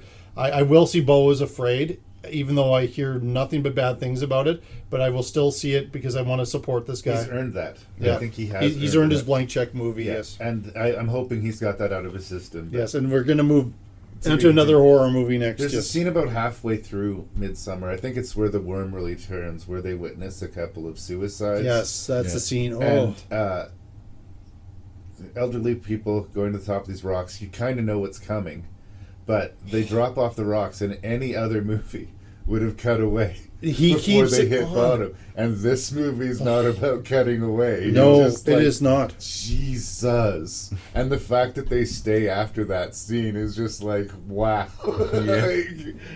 This is not going anywhere good. But how are they going to get away? Like, Yeah. they're in the middle of nowhere. I think even before then, you knew they're fucked. Yeah. Yeah, well, I knew because I was watching a horror movie that they were walking into from the beginning, and somebody who seemed super nice in the first half an hour of a movie. Yeah, watch out for that. But I don't care if I could predict some things along the way. As you said, you were able to kind of predict what would happen towards the end. I knew where the story was going. I just did not care because it was such a solid film. So For I love me, Midsummer. In 6th place, we've already talked about it, The Witch. It's got a very powerful, specific identity. It feels like it could have been made almost any decade. Yeah. But it required somebody who had a very strong vision and who did not compromise, didn't move to the left or right at all. It respects its audience and says, go with me on this. I am going to disturb you. And if you take the ride, it will disturb you. But I think this is one of the horror movies that requires almost your audience participation. Yep. If you're halfway in your phone or if you're not actually listening to the dialect, if you're not there for the movie's not going to be there for you. Yep. And I have so much respect for Eggers for Yep. not fucking caring. Like, Yeah, well, it's no, like, it's one I'm of going to those- make this horror movie for people who really like horror movies, and those people are going to really like it. And Yeah. I'm on board. Yep. Oh, I love him as a filmmaker. I have to give that film another day in court. Like I said, I just started at the wrong time. Yeah. My first time I would say was probably the wrong time. When I watched it again, I was like, wow, now I get it. Now I get why everybody, well, not everybody loves it. It is a little bit polarizing, but still, the people who get it love this movie. And it jumped way up my list when I rewatched it. There's a child performance, the middle son, Yes. who gets sick and cries out to Jesus as he is dying in front of his family. Yeah. What a hell of an acting performance. Like, how did they get that out of that kid? Even if he was the most gifted 12-year-old actor that they could find. The fact that he had the psychological, like, will and wit within his brain to understand the character, let alone deliver a performance of that power. Yes. And, yeah, you talk about kids being on the menu. We slowly watch this kid lose his mind and die in front of his family in the same unflinching way we were talking about in Midsummer. We're not going to cut away from it. We're going to show you every second of this kid's agony. And this is just another day on the farm. Yep. The movie opens with their infant being stolen by a witch, mushed into a cream, and rubbed all over her skin. Like, whew. It definitely earns it, but it's not in the top 5, as I keep on going back to, for the level of unpleasantness that it brings to me. This is not one that I'm going to, like, throw on when I, after a hard day's work and for some diverting entertainment. Yeah. This is more likely the one that you show to someone who's not seen it, or when you're in a mood to have a real meal of a horror movie. So it's not going to be the Christmas Eve movie this year? Maybe not. No, maybe not. Now we're in the top 5. Yay. Mr. Beckmann, what's your number 5, please? So this is the one, Larry, I thought you could call shenanigans on. But I love this movie so much. And I will concede it's more of a romance than it is a horror film. But a Girl Walks Home Alone at Night by Anna Lily Amarpour. Right. Once again, so beautifully shot. Bad City makes me laugh every single time I hear it. But it really is a love story, kind of like Spring in a lot of ways. Yes, where it's about two monsters who come together and fall in love. There are so many little scenes in this movie that I love so much. It's talking about a lot of things. It's not just a vampire story. It's really about, like I said, two lost souls in some sort of industrial hell who find a connection because they've been alone for so long. If I'm not mistaken, the movie starts with this character, with the drug dealer character stealing a cat or a dog or something. That's not the drug dealer. That's the romantic lead. Yeah. But he isn't a drug dealer. He becomes a drug dealer. He has to. That's right. Along. It's his own hell because his father is his hooked on father. heroin. Yes. She kills the drug dealer, and then he takes over the business. The drug dealer's business after that. Yeah, that's right. I do love that scene where she's skateboarding so much. It says so much, and I'm glad there's no dialogue. I love the scene where they're dancing together. That made me go. And yet that scene, there's two scenes where it reminds you it's a horror movie, where it hunts down, I think it is the drug dealer, right? Where she's mimicking the movements across the street. Yeah. Shadowing him. It's so cool. Yeah, that's terrifying. And also the one where she lets the boy go. That's where I went. With a warning. With a very stern warning. Yes. Be a good man. Yeah. I love the look and feel of the movie. I am not, like I said, I didn't connect on the romance. And something that both her movies that I have seen so far share is she seems to be willing to forgive her male characters any sin if they're hot. Jason Momoa is in The Bad Batch, and he does terrible things, but he's okay because of how fucking hot he is, right? Yep. And same thing with Keanu Reeves. And, they're bad guys, but they're so fucking cool, we're supposed to like them for some reason. I really didn't like that guy.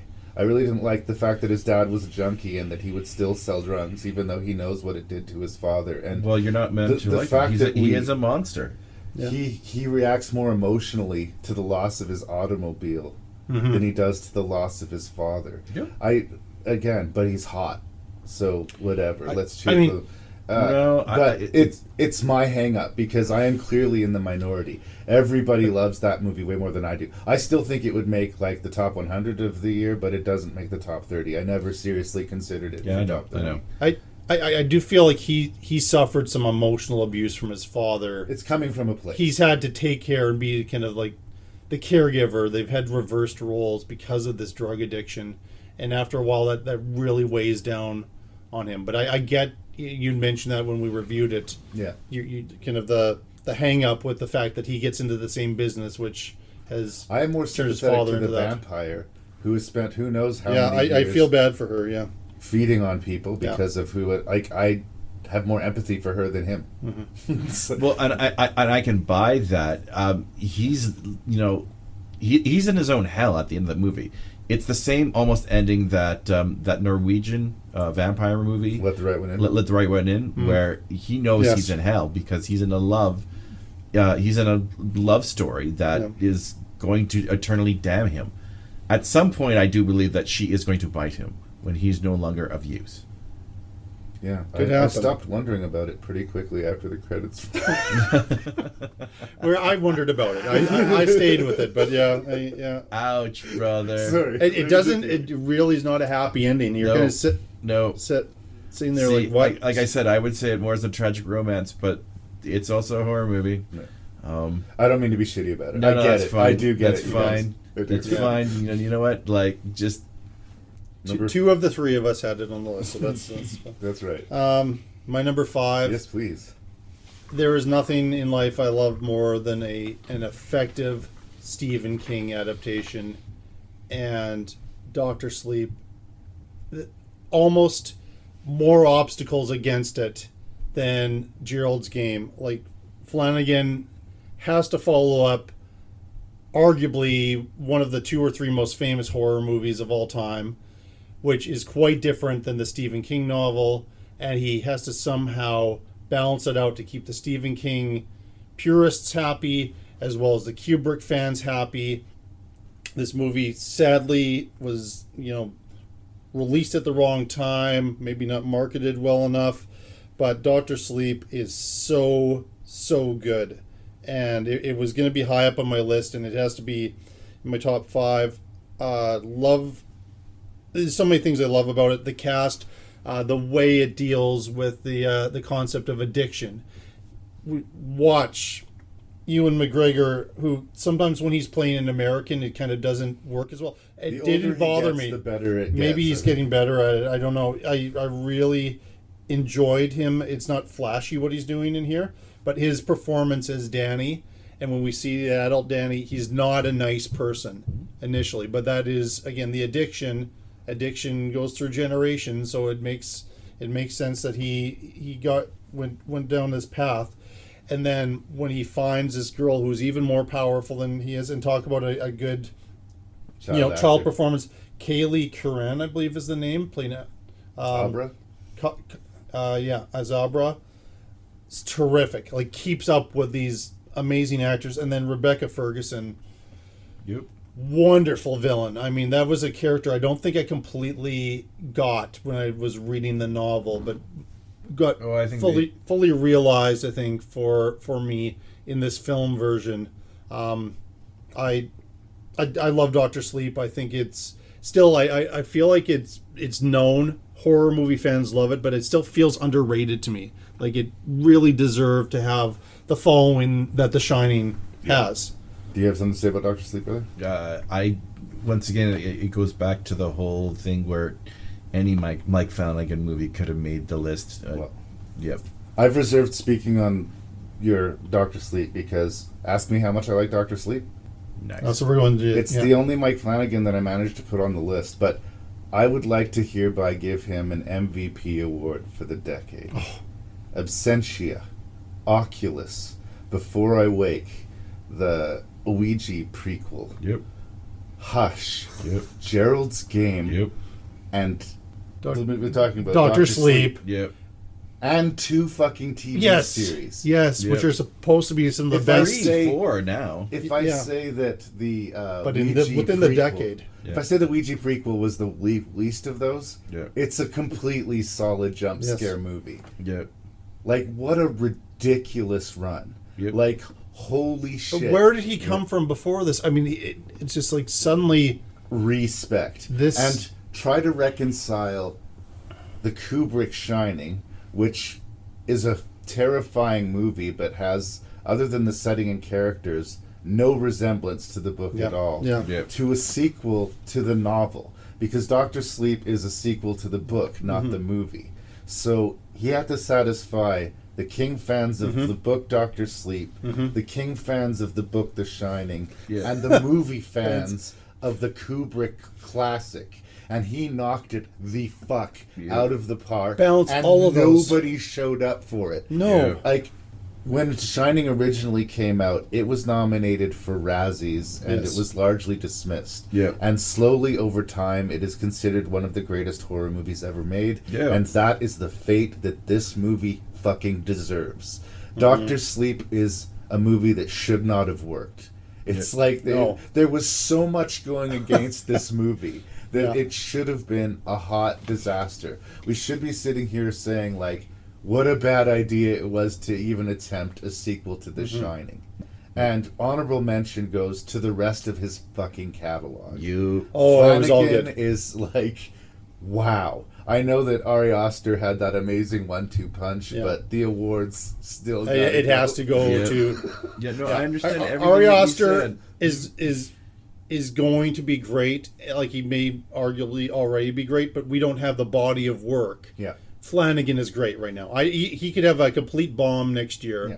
And I Oculus still- could be on this list. Yeah. And Hush and Gerald's Oculus Game. was almost on mine. Hush and Gerald's Game arguably should be on the list. I just arbitrarily made my own rules. It just spread the love a little bit, Yeah. and I love Doctor Sleep. a bunch It's of a these. great horror movie. Like, Yeah. once again, and it's one of those painful things we even talked about earlier. I said to you, am I taking Doctor Sleep off this list? Is this that happening? what I'm doing? Is that what you're telling me? I understand. I just want to be like on the record early to say this movie deserves better.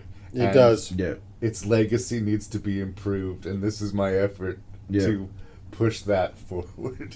Yeah. So, Is it your number five? Right, Oh, so we both had it at 5. right, because Yeah. we were doing it.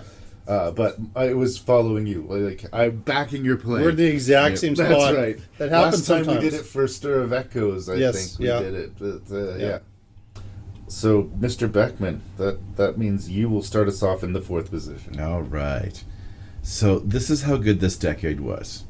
Because I'm going to make a bold statement. Not since Aliens have I seen a better action horror movie than Train to Busan. I remember the first time, and I saw it with you, and I'd already heard about it and how good it was. But I was ill prepared. Because I went, whoa, more than once. Special shout out to, well, of course, I'm talking about Young Song Ho, who's the director of it.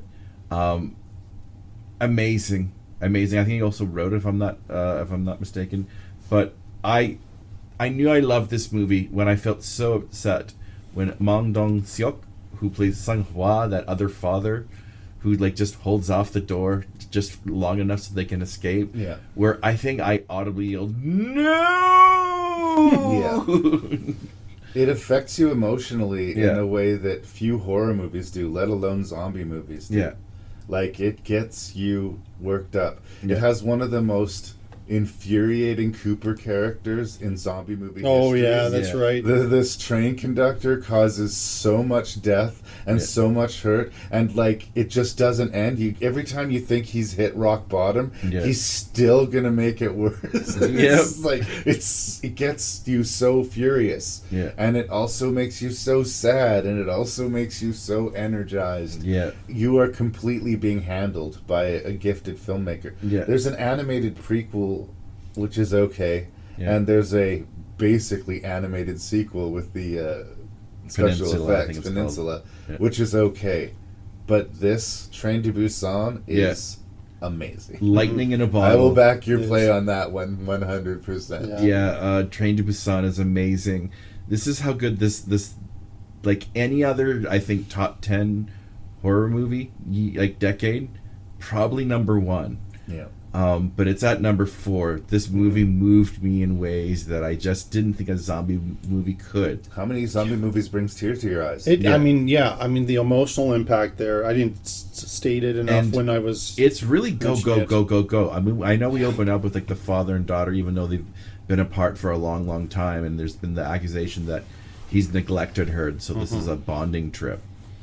But the second that infected woman jumps onto the train, which is pretty early, it is go, go, go. The Seoul Station sequence.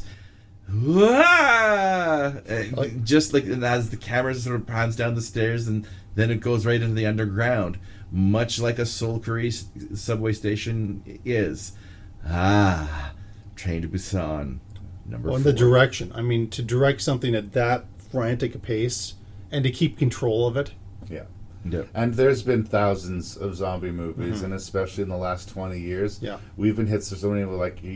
I just didn't think it was able to be wowed by a zombie movie. Yeah. You know, I'll be entertained, but I won't be wowed by a zombie No, movie. I was wowed. And Train to Busan knocked me over. Fuck yeah. Yeah. Like, in fact, we got into zombie movies, which were kind of dramas Yeah. or family pieces, was kind of interesting in that decade. But yeah, to have one that was this action packed, I mean, and it's fun. I mean, it's there's stakes, it's an emotional payoff, but it's a fun movie as well. Yeah. My number 4, we're sticking with Korea here. This is the Best Picture winning film about an Asian family that I support a lot more than the recent Academy Award winner. This is Parasite by Bong Joon-ho. The question is this horror? Is this film noir? Is this satire? Is it dark comedy? I think it's everything. The climax of this movie is violent. It is brutal.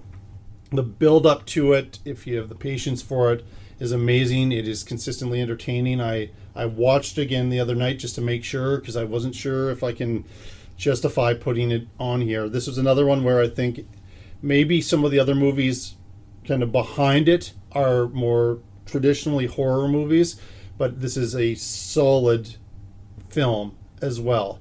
And 2019 was such a great year for movies. This was probably number 4 for me as far as the overall films, but it's number 4 on this list for the decade. As I thought about it, I really enjoyed it. Well directed, well written. Parasite lives up to the hype, absolutely. Yeah. I guess I would just say I never really thought of it as a horror movie. No, I took it as a tragedy. Or sort of a dramatic satire. Yeah. The concept of the movie is so strong, like the idea that this family starts to literally leech off of another one at a time. They insinuate themselves into their life, and then they slowly find out that they weren't the first, and it's just a series of great reveals. But I guess I see where you're coming from, but the reveal underneath, like that section of the house that's hidden. There's been a lot of these how everything falls apart, movies like I See You and a couple other ones where people find out there's someone else living in their house and they didn't know it. It's got that vibe to it. There's a scene where a couple are having a sexual encounter in their living room. Unbeknownst to them, there's a whole family in the living room with them. Yep. And that idea is really disconcerting, but I love the movie. I just never... The flickering lights, when everybody has a house where their lights flicker for a little bit, but there's actually somebody doing Morse code underneath. It's an affectation of the house. You just stop thinking about it. Yeah. But I love the movie. It's a fantastic movie, and it probably show up if we were doing top 30 movies of the decade, but I didn't associate it with horror personally. And I guess the other thing is, like, sometimes I would almost define a movie like Shallow Grave as a horror movie. Yeah. Right? So and intense. this feels a lot like Shallow Grave, where one horrible thing happens after another, and it gets worse and worse and worse for these people, and then it just completely blows up at that impromptu birthday party. And like, I mean, we have a shish kebab, and it's not the first time we've seen this in the history of horror cinema, sticking out of somebody's head. I mean, it's, and then the dark comedy of it, we have a dog that's eating the shish kebab after when we're seeing the carnage from this. I mean, it does bring some horror elements, so that's a little bit of my argument. But I knew it wouldn't be on either of your lists, and that it's a questionable call whether it's horror or not, because it's kind of balancing a whole bunch of different genre in one movie. Well, I certainly hope you don't take this the wrong way, but it's the kind of selection that I would be more expecting from Jason's list. Yes. There'd be a lot of horror-adjacent movies. Yes. You know what I mean? Like my Requiem for a Dream. Sure. In the last And again, one, I even said I would understand that being on someone's list. And there was no shortage of, like, real-world thrillers that you could have put there. I really wanted to focus on the genre, so I won't shame you for it. It honestly didn't occur to me. Yeah. Yep. Yeah. So fair enough. So my fourth for real, not Dr. Sleep, is another one that we're going to be reviewing. It was The Wailing. Like I said originally, I just wanted to review it to put it part of the conversation. Just such an endlessly fascinating horror movie. And then I watched it again, and I was like, no, there's no horror movie like this. Like, this is a very individual piece. I can't compare it to anything else. And it does have that every genre possibly problem that you were just talking about with Parasite, and that I've talked about with movies like Host and A Tale of Two Sisters or stuff like that, where you're just unsure of where you are. But in a horror movie, it's kind of good that, like, having them move your chair on you constantly is sort of what you're looking for.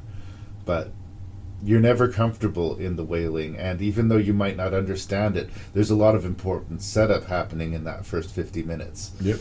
And then you get that last hour and a half where it becomes a pretty punishing horror movie at times. Yep. But there's so much to unpack in it, and again, we'll have time with it. It went from being part of the discussion to in the top 5. Fair enough. Should we save our discussion for The Wailing for the review then? Or? Yeah. It might just, yeah. 놈은 그냥 미끼를 던져본 것이고 자네 딸내미는 그것을 확 물어본 것이요. 내 눈깔을 직접 봐야 쓰겠다.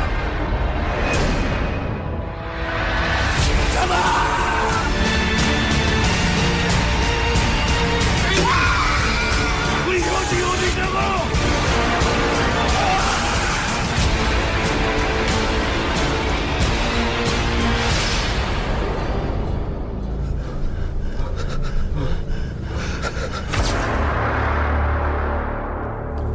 So The Wailing. What is The Wailing? This is what, basically the reason I chose it is because I wanted you guys to basically help me unpack it. It's, I believe, a very religious movie. It does seem to be steeped in its own culture, but it does have some Jesus content to it as well.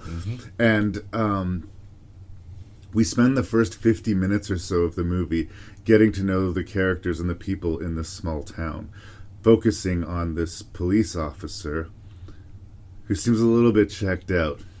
And I started, like, checking off some of the things. He's a little bit, he loves his daughter, but he's, like, distracted by his duties. But he's not, like, the most diligent police officer. And he scarfs down his food with, like, great indulgence. And I started sort of counting off, like, some of the 7 deadly sins he was representing. Because even when I first was stepping into the movie, I knew that it had these big spiritual themes into it. And they were taking their time in the first act. So I was looking for things. I was trying to get ahead of the movie. And I don't think that's a thing that is possible with The Wailing. A stranger enters this idyllic community, and at the same time as he arrives, a plague seems to enter the community. And it affects people to the point where they wolf out and act zombie-ish or act possessed, but also different, with sort of ringing the crazy spell where everyone seems to react just a little bit differently. And he sees this pattern of these people getting sick and self-destructing and killing their families, and is trying to root out the source to it, and it suddenly becomes incredibly personal and real to him when his daughter is the next in line showing symptoms of this illness. Everything in his makeup would believe, as most of the people in the community do, that this outsider was the cause of it, but he doesn't want to think it, he wants to know it. And he has to become the real deal. He can't half-ass his fatherly duties, and he can't half-ass his police duties. So, with that as our first 50 minutes, and that is the puzzle he needs to solve, this is what's going to happen, you guys. He's going to successfully solve the puzzle. He's going to improve his relationship with his daughter, and he's going to come out of this a better person and police officer, right? Yeah, nope. No. Close to the opposite of that. This is a guy who tries to do everything right for the first time in his life and fails so completely that it destroys his life. And that's The Wailing? Maybe? And we also have shamans and blood vomiting and there's demonic activity. Like, there is so much packed into this 2.5 hours. Like, if you're intimidated by the runtime, I promise you they're gonna give you a lot with this movie. It's a big meal, but I don't know what to make of it. And the first time I watched it, I didn't know exactly how to feel about it. I just knew that I really, really liked it. So that's why I chose it. That's why I wanted to talk to you guys. And then I watched it again, and I thought, no, I don't know why I doubted the horror aspects of this movie. This is clearly a horror movie, and a really original one, and a really good one. But if someone was to ask me, what is it about The Wailing? Why do I like it so much? As I guess is the question being asked if you're assigning yourself to review it. I am still perplexed to put my finger on exactly the thing that makes me love this movie so much. Because really, it's like this long exercise of slow failure from a character that we come to like and cheer for. It's like the Chinatown of horror movies in some ways, but even more complex than Chinatown. It's the characters and the world it's building. Yeah. It's a gut punch of a movie. I guess the one thing is that it was, like I said, originally set up as a TV miniseries, and which I did not know. That's interesting. And so if you look at it that way, it is sort of told in chapters.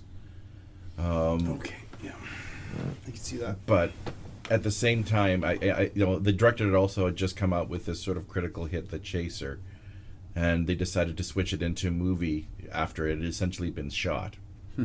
It's interesting because we'd always have to bring it back to David Lynch, don't we? But it's a similar sort of pedigree that Mulholland Drive came out of. That was originally going to be a TV show. It was going to be ABC or something. And nobody took the pilot, so he added a bunch of stuff to the pilot and called it Mulholland Drive. Yep. Interesting. It made it a lot darker, I think, than it would have been on network television. Yeah. It definitely has that sort of episodic feel to it in a lot of ways, especially just how it's paced and the beats of the movie. It's also very, Korean melodramatic. The whole, like you said, he's not a terrible father, obviously. And he loves his daughter. Yeah, I don't think he's even a terrible husband. No, but there's something about him that feels a little bit checked out. He's oafish. Yeah. Yeah. And I agree. The great tragedy of the story is that when he finally starts doing everything right, it completely destroys him. And he Hence, finds self-confidence and makes choices for himself. Yeah, and it all goes bad. I would argue the red herring of the movie, because we were meant to think that it's really the woman at some point that is, the villain, is not really needed. I don't think she's needed at all. I mean, she's only really there essentially for a plot device. When it's all said and done, to say, oh, no, this is the twist, he was bad all along, yada, yada, yada, yada, yada. I'll let you, I don't want to crowd the reviews. Yeah, so. I mean, when we were doing the list, I said a lot of nice things about Korean cinema. Yeah. I have two nice things to say about this movie. Okay. This was painful for me. Not a fan. But that the child actor... loved. I think it's the best performance in the movie. And the one sequence, the shaman trying to do like that death hoax, it brought back pleasant memories. I don't know if pleasant is the right word, but brought back memories to the climax of Apocalypse Now, a movie I have great admiration for. Other than that, you said we got to a point where we really liked that main character and everything. I never liked him. You never connected to him? I saw he was a terrible police officer. I found him annoying. And as the movie went on, I found him more and more insufferable. And I think if you can't get behind that guy, it's going to hurt. It's going to be a tough slog through this movie. I see the ambition, and it feels like a big swing, and there are a couple things that you both said there that are making me think, okay, and I know, like, I sound like I apologize for my reviews on here all the time. Like, oh, if I didn't agree with Larry, then I need to revisit it, and there's something wrong with me here. But the 7 Deadly Sins I did not pick up on, so that would be something that would be good to focus on for a rewatch.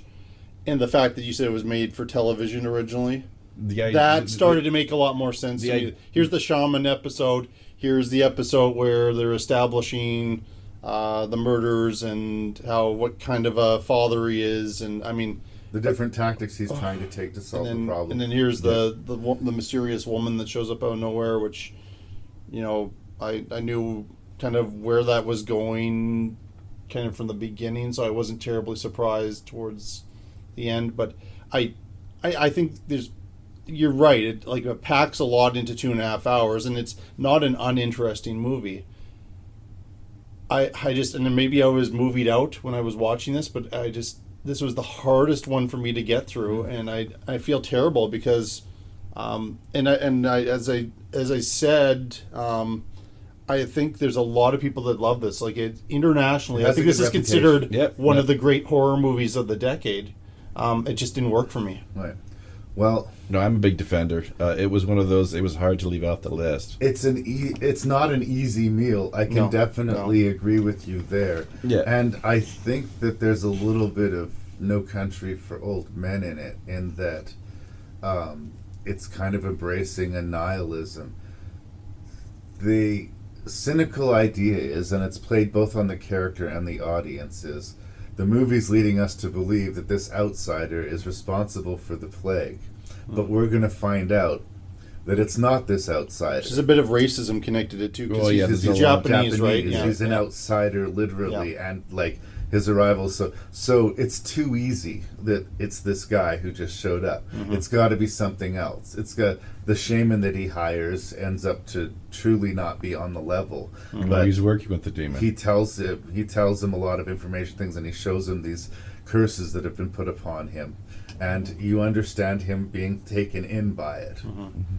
But it also seems too easy that this guy is the reason for all of this. So when the Deus Ex Machina, or the that's not the right word, but I call it red herring. This spiritual woman shows up with all of the answers for him.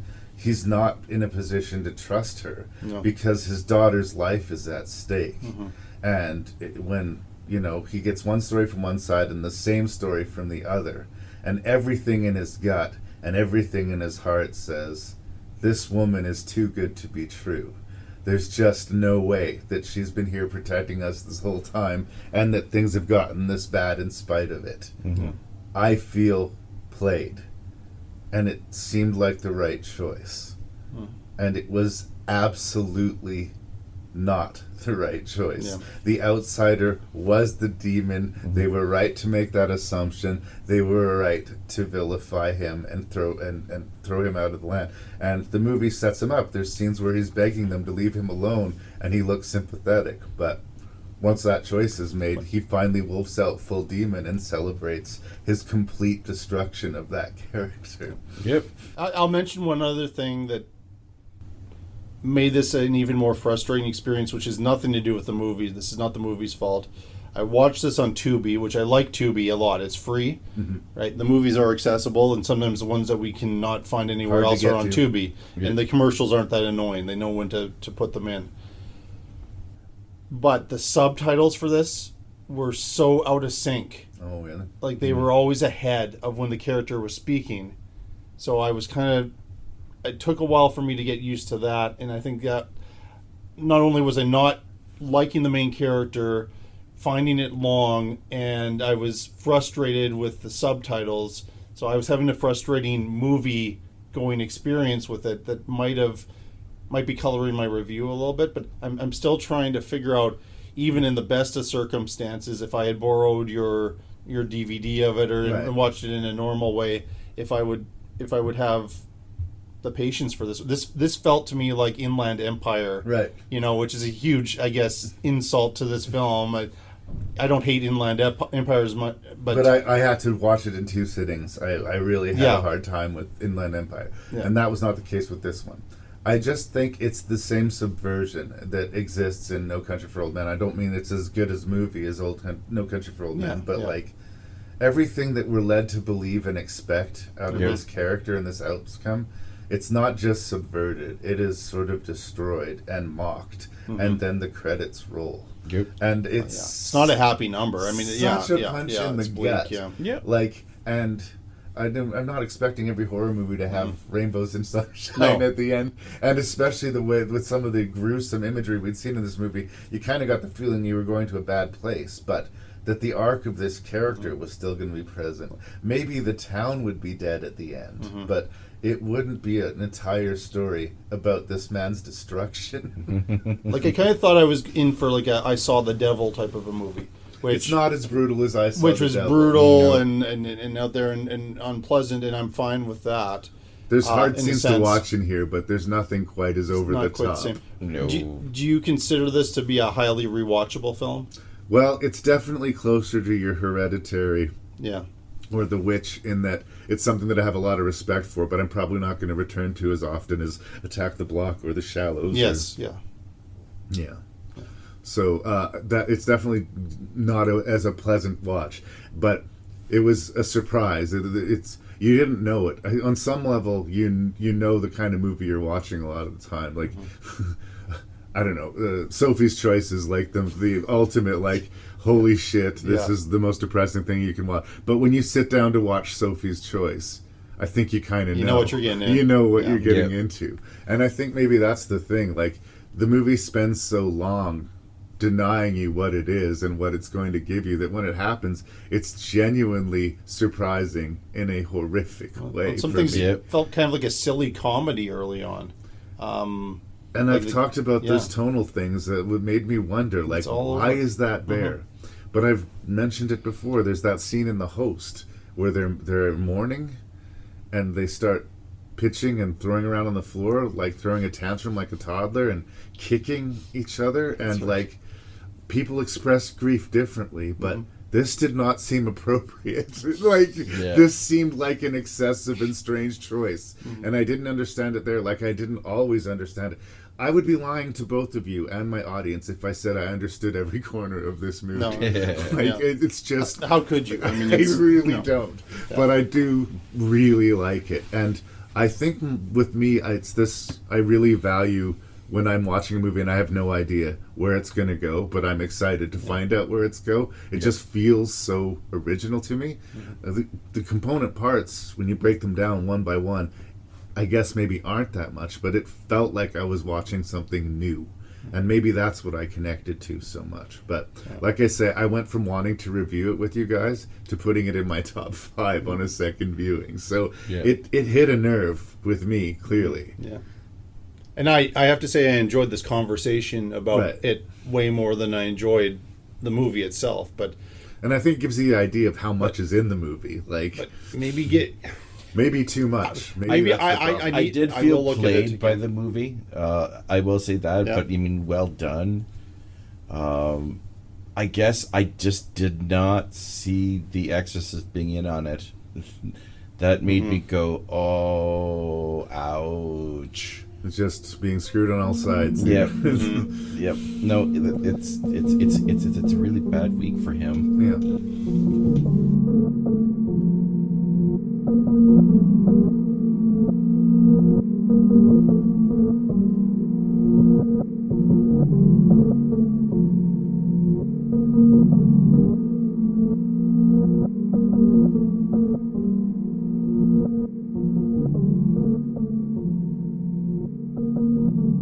All right, then we're in the top 3 territory. All right, so here's my last tie. And I did this as a last tie because in a lot of ways their stories are unbelievably similar. So at number 3, I have The Babadook by Jennifer Kent and Under the Shadows, which we will talk about, in the podcast, so I don't want to spend too much. But they really are in a lot of ways the same story.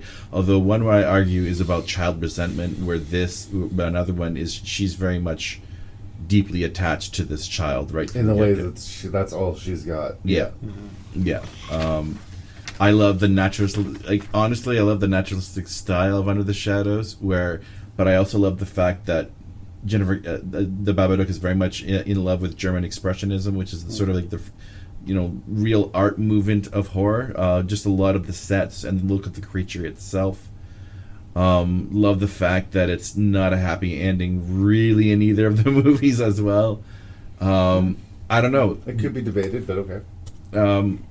Oh no, it's not a happy ending with Under the Shadows. Oh, well, Under the Shadows, no. The Babadook. I think the lesson is everybody has a Babadook that they need to feed. But as a metaphor for depression or unhappy feelings. Yes. Right? Yeah. I don't know. The Babadook moved me in ways that I hadn't felt like that quite in a while with a horror film, and to have that experience with Under the Shadows as well. I just love both those movies so much. So at number 3 I have the Babadook. And Under the Shadow. All right. Anything you want to say about it? We're going to be... I mean, I really like the Babadook. It was a close call for the list there. And Under the Shadows made my list, and I was really happy that you introduced me to that film. And I was looking at Rotten Tomatoes, and they had that, like the top 100 horror movies, they had Under the Shadows. I think it was actually number 1. Oh, wow. And I think The Wailing was number 2. So funny. You two seem to know what you're talking about. Okay. Yeah. Anyway, I know Mark Kermode is a British film critic who I like a lot.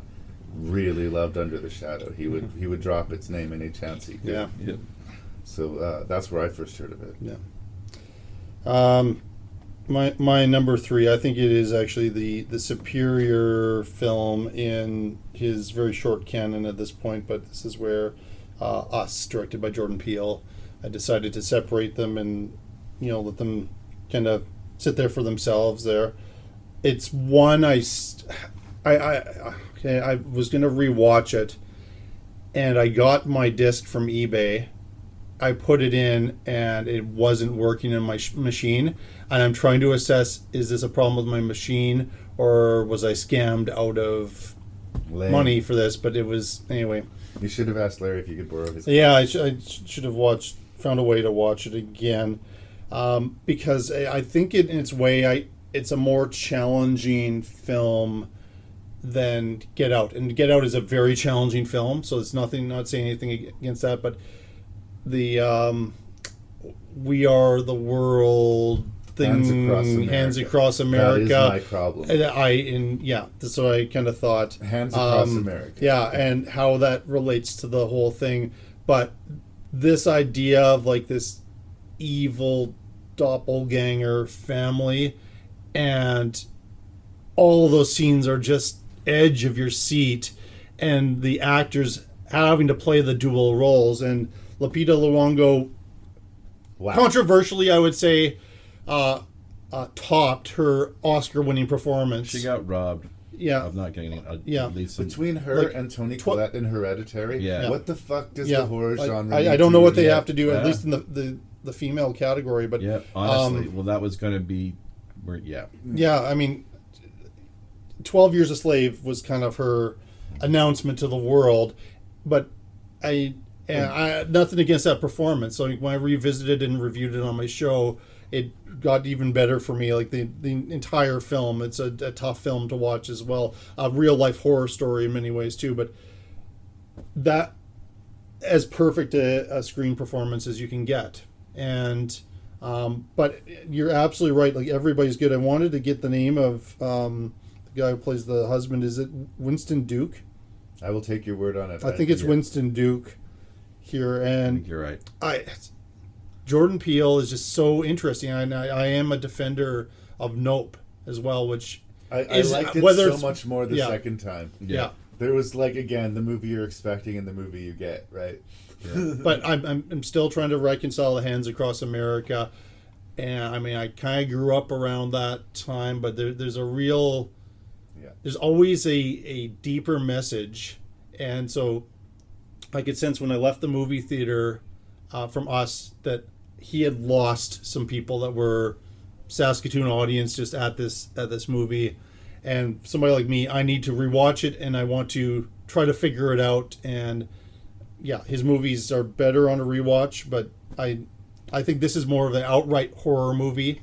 This can creep you out and scare you more. Legitimized, like if you're on the fence about whether or not he just got lucky with Get Out. No, this one announces this dude is the real deal. Like this may be arguably, when thinking of sophomore efforts, the only person I can think of is maybe Quentin Tarantino. I guess Ari Paul, Aster. Ari Aster, Paul Thomas Anderson. I mean, that's pretty, elite company to have. Your second movie is normally an abysmal failure after you have a breakout film, and this was solid horror movie. I will outline my issues with Us to you off mic. Yeah. Because I think everybody should watch Us. I think it's a great movie. Just for me, it didn't make the top 30. But I'm not going to necessarily talk complete shit about it. Like I said, there are 3 very high-profile movies that didn't make my list because of my having a little bit of issue with the third act. And we're going to talk about a couple of them. Again, I'm not going to fight that. My third position is Fede Alvarez's take on Evil Dead. There were a lot of great remakes this decade. I gave serious consideration to the Crazies remake. I gave serious consideration to the Maniac remake. The point of view work in the Elijah Wood Maniac remake is really good. And it's still an exploitation film, but the way it makes you uncomfortable with the point of view, strong. But I had to give it to Evil Dead. The rewatchability for me on this is great. The fact that it has the blessing of Sam Raimi and that he's on board with it definitely helps. I think he produced it, did he not? Yeah, absolutely. And Bruce Campbell. They handpicked this director, and I went in skeptical. This is not a movie that I thought I wanted. Sort of like the remake of Dawn of the Dead. I was like, if you're going to do a remake of Dawn of the Dead, it better be good. But I don't know, you guys. Just make a kick-ass zombie movie or make a kick-ass demon movie. Don't call it Evil Dead unless you're going to bring something. And I really do think he brought something. The level of intensity and just the great solid cast. Fun fact, Jason, the moron in this movie who reads from the book, the protagonist from Spring. That's right. Same actor. That's right. Yeah. You'd never know it, but it's the same. The way dude. they costume them. Yeah. No. I just love the hell out of it. I think it's a lot of fun, and the whole universe of Evil Dead is proving itself to be incredibly pliable. There's a great difference between Evil Dead 1 and Evil Dead 2, and there's an even greater difference between Evil Dead 2 and Army of Darkness. And to that spirit, there is a great difference between Army of Darkness and this Evil Dead remake. But it is in the spirit of Sam Raimi's Evil Dead. It is exactly the movie I think he was setting out to make when he made Evil Dead. And for making it with no means in the 80s, he did the best that he could. And I think the same can be said for Fede Alvarez. If you're being tasked with making an Evil Dead remake, I think he knocked it out of the park. It's a tall order. It's a tall fucking order. Yeah. And there are no bad Evil Dead movies, in my humble opinion. I agree. There's 3 I love and 2 I'm trying to wrestle with. So So I guess we've had our say on that. Top 2. Woo. So I had heard about this movie for a while, and the next 2 films definitely lived up to the hype that was advertised for it. And I went back and forth.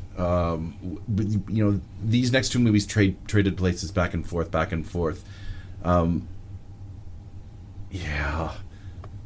The sophomore effort by David Robert Mitchell, It Follows. Really, to me, it's a almost perfect movie. There's nothing I would change about it. I love the soundtrack by Disaster Piece. I love the rules of the universe and how vague they are in a lot of ways, and that's intentional because Mitchell knew that the horror audience can get so nitpicky about the rules and how they're almost played against, or the logic leaps that a lot of these movies have, these sort of creature features, if you will. I forgot how funny the movie is, even from the opening beginning with the girl running in the high heels. That's deliberate, just sort of setting you up. We're going to talk about this movie more, and anytime once again that you're literally aping John Carpenter, and do it well. His love of those Panavision shots where you can see a lot more of the creature sometimes. The movie has you looking in the corners, and Yeah. it's playing on your paranoia for sure. But Yeah. when you say that you think it's an almost perfect movie, like I would say it's an almost perfect movie until the third act. See, And then it doesn't make the top 30. But we are going to be reviewing. We're going to be reviewing it. yes, I have an explanation. I think for where you're going to have an issue of it. I loved the fuck out of this movie. It's stylistically very strong. Really like the cast. The concept is absolutely there. And again, in another decade, it would absolutely have made my list. But no. Fair enough. Yeah, I'm afraid you're going to be like playing defense on this one, like with Jeepers Creepers or something like that. And I mean, it'll be different stuff we're talking about. I like it. I've watched it a couple times. I like it. It kind of got mixed in with a lot of these movies about kind of young people and supernatural forces. I did have probably more things I wrote down as weaknesses than strengths, sadly. But I know that you love this movie. I've known this for years, and I'm glad you're being true to yourself here and putting it way high up here in the list here. So I don't mean to be dismissive. It's on the list somewhere. It's just not in the top 30 for me. No. I understand. Yeah. Number 2 was a mind-altering experience in the theater that I will remember as long as I have memory going to movies. And I was kind of like, yay, Natalie Portman, you were finally back with good material. Annihilation. The third act of Annihilation, this is high praise for me, was like at points 2001: A Space Odyssey. Oh, wow. Like feeling like being in the theater, seeing that when that first came out. I went to see it. I maybe didn't have a February release, the high expectations, but it went immediately onto my top 10 list that year. I think it was part of the Action April that Scott put together, and I forget if I put it number 1 there. Any list where it makes sense for Annihilation to be on, it's going to be high up on my list. But the best way is I have a 4K. I don't have a 4K TV. I have a 4K DVD player, but I have no way of... But I bought the 4K for Annihilation because it has to be the highest quality sound and picture for me, and it will never equal that experience on the big screen in a movie theater. This is a big screen movie. Yeah, I saw the I sound, saw it in the theater cinematography, the actors, and pairing Jennifer Jason Leigh and Natalie Portman, chef's kiss, and Oscar Isaac just kind of in the midst of one banger after another. Then like whoever is choosing his roles too, and he's kind of minor in this. Like the women really do take over the film. He had to sneak away from Star Wars to do this. Those things done. I really do like Annihilation. I love it. The sequence with that bear that's screaming the death cries of their colleague at them was like one of the most isolated by itself standalone horror scenes. One of the best horror scenes of the decade. I don't know. For some reason, I felt like I needed to choose between Ex Machina and Annihilation, and I made the call for Ex Machina. But I do really like Annihilation. It feels more sci-fi to me, and I haven't read the novel, but it really did feel like a retread of The Color Out of Space. It's like they did a sci-fi spin on Color Out of Space. And by all means do that. And I wasn't thinking of that at all. I will next time I see it, probably. Well, just the idea that this territory is being created, Yeah. it's growing exponentially and will continue to grow, and it affects everybody differently. Like that's the same description for both stories. It reminded me kind of oddly enough, Under the Dome. Right. Where, we had this, but Under the Dome, it's not growing and going to take over the world. But, I mean, the footage that you get and the end and beginning to end, and wow, I'm surprised it's that high. I figured it'd be on one of you guys' list at least, but you guys both put it way higher than me. No, I will always love that movie. I mean, if you told me you outright hated it, that's when we would get into a hissy fit. But I was glad that you put Train to Busan on the list. I would have been very. I know you would have been very disappointed in me if I had not. No, I happen to have Train to Busan as my number 2. Yeah. Because I think it is amazing. Yes. And I was starting to believe that there wasn't going to be another amazing zombie movie in my lifetime. It was like, I wanted the zombie renaissance, and then the zombie renaissance came in a way I could not possibly have fathomed. And now everybody's sick of zombies, and like it's, you know, The Walking Dead has 6 different spin-offs, and it's like, even I'm like, okay, everybody needs to fucking calm down with the zombies. And this was an amazing decade for zombie movies, by the way. The Girl with All the Gifts, The Dead, The Night Eats the World. And like, there's a bunch that I am not naming off right now that in future Larry is now reprimanding him for not saying. Like, One Cut of the Dead. One Cut of the Dead is a lovely zom-com. Like I like Warm Bodies. But representing for all of that, I just say Train to Busan. All of those are great picks, and if any of them were on your list, and some of them were, I would celebrate them with you. But Train to Busan just knocks them off the fucking map. Like, wow! Genuinely, wow. Like I said, I was not prepared. And it's so Larry, like it was for a long time number one, you guys. Honestly, it was a rewatch that changed my mind on number one. But, like... surprise, surprise. In my top 5, I have a Stephen King adaptation, and I have a zombie movie. Ooh. But they're really good. I can't help but be who I am, you guys. And that's who I am. Train to Busan is 2. I don't feel like I need to defend that. Yep. So I guess that leaves it number 1, eh? It's number 1 for Mr. Beckmann. All right, so... Once again, all I heard about this movie, the movie lived up to the hype and more. You described it as the movie really hurt you. Yeah. I think the movie devastated me. I'm going to start talking about Toni Collette. Good God, how in God's green earth did they not even give any critical... Not a nomination? No. Anytime I want to call bullshit on the Academy, which there are lots of, holy shit, the dinner scene with the son and Gabriel Byrne is, I think, one of the best acted scenes, at least of that decade. It's so good. The son, Tom Wolfe, I think is the actor's name. Unbelievable. Very committed performance. He was good too. Kind of underrated, And Gabriel Byrne gives one of the best quiet performances. It's a supporting role. It's very much a supporting role. He gives the screen over to the other which makes he serves the story perfectly. No, he knew exactly what he's doing. And he's not showy. It's just, I think he's witnessing more than anything in that movie. He's a witness, and he really can't do anything. He can't console his wife. He can't save his son. He is set up for death. And he's trying to be the peacemaker. He's trying to get them together for dinner. He's trying all these different things. But did not see that turn in the halfway mark with the young girl who I thought was going to be the lead of the movie, and then just the sequence. He understands grief. I think he's depressive. He suffers from depression. Yeah.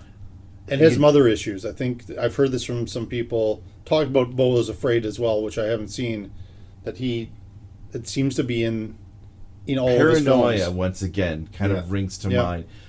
But how he sets up all the little things in the frame. Like, that movie is busy in a lot of ways, but it's all controlled as well. Like, he directs you deliberately with where the camera wants you to move, and you turn your eyes away from whether it's Colette or the mother or any other members of the cult that are hiding in the shadows. It's a masterclass in directing. It's a stunning debut, I think. Yeah, it's his first movie. He did some short films, but his first feature. Yeah. I was just in awe of Hereditary and had no problem.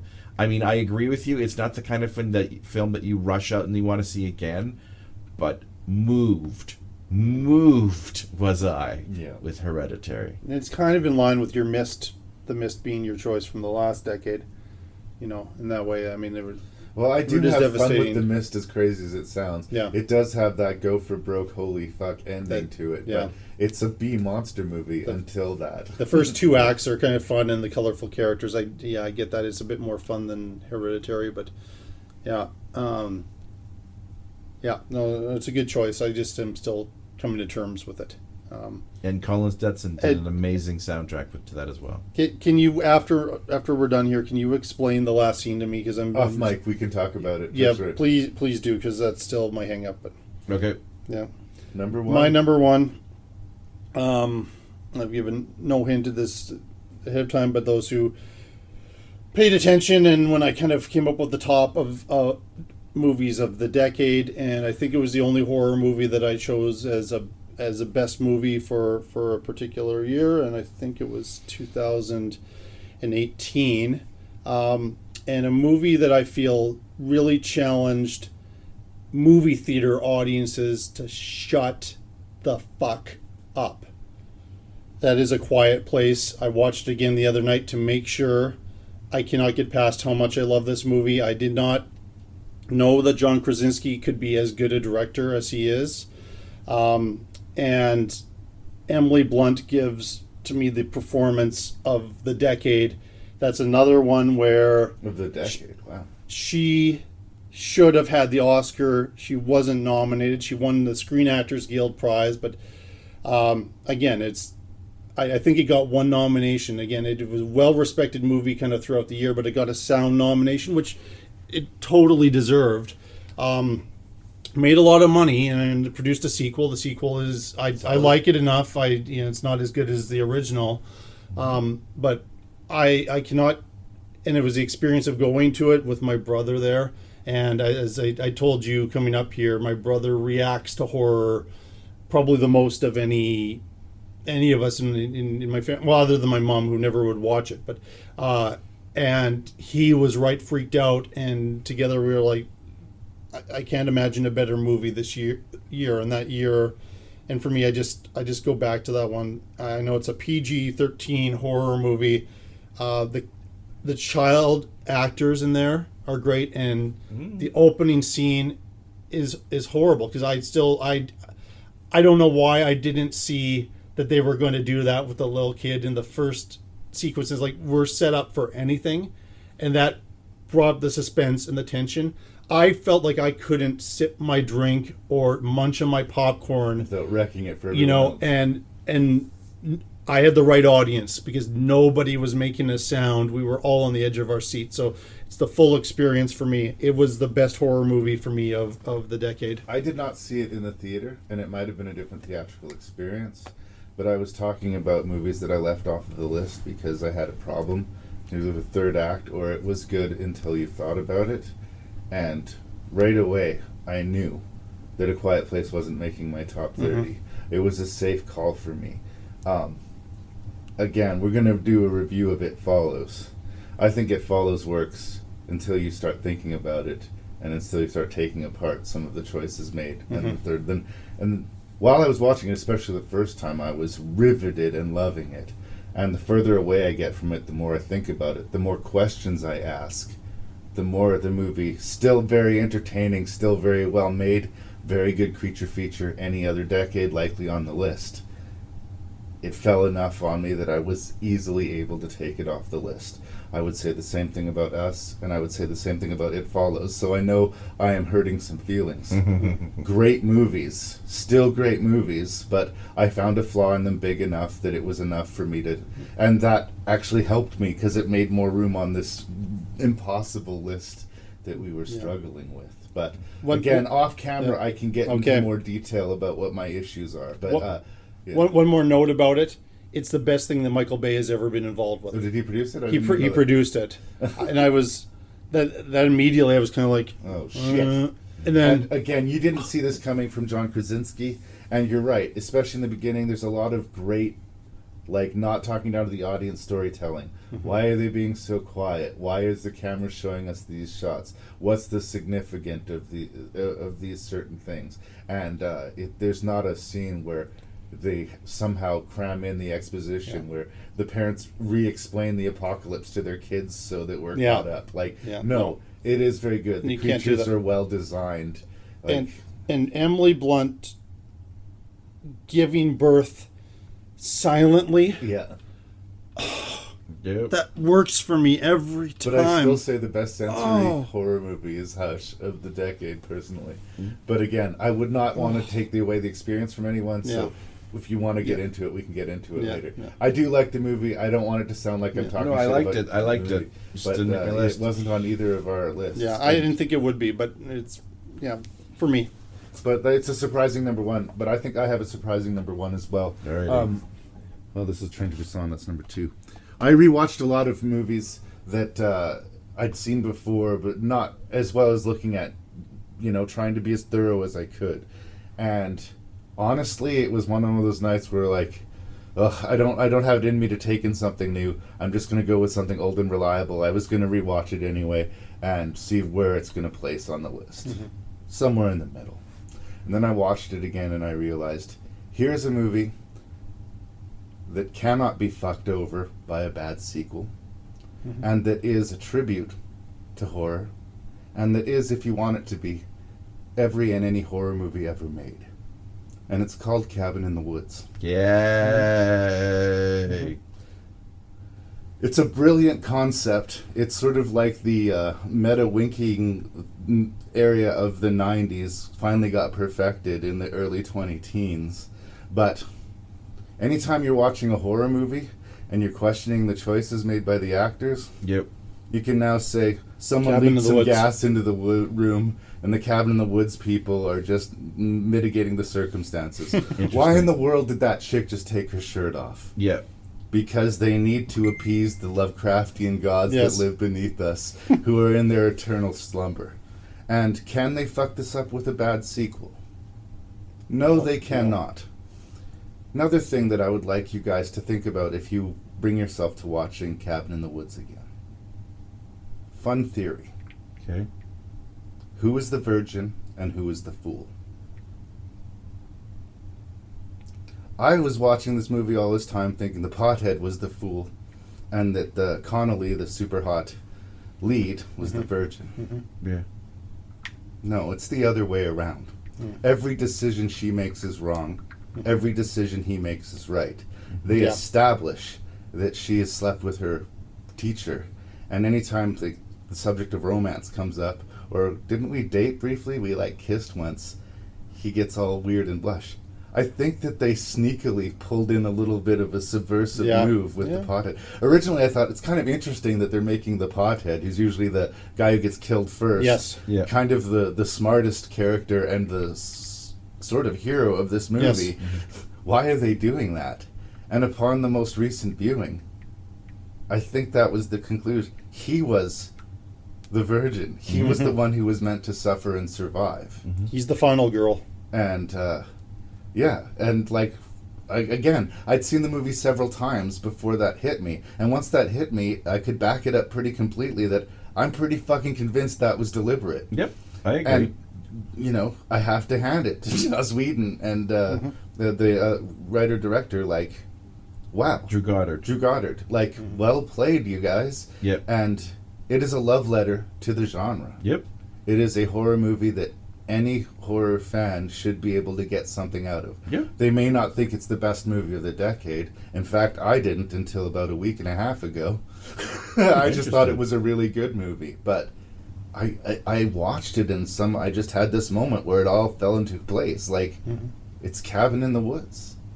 It's Cabin in the Woods. It does the job.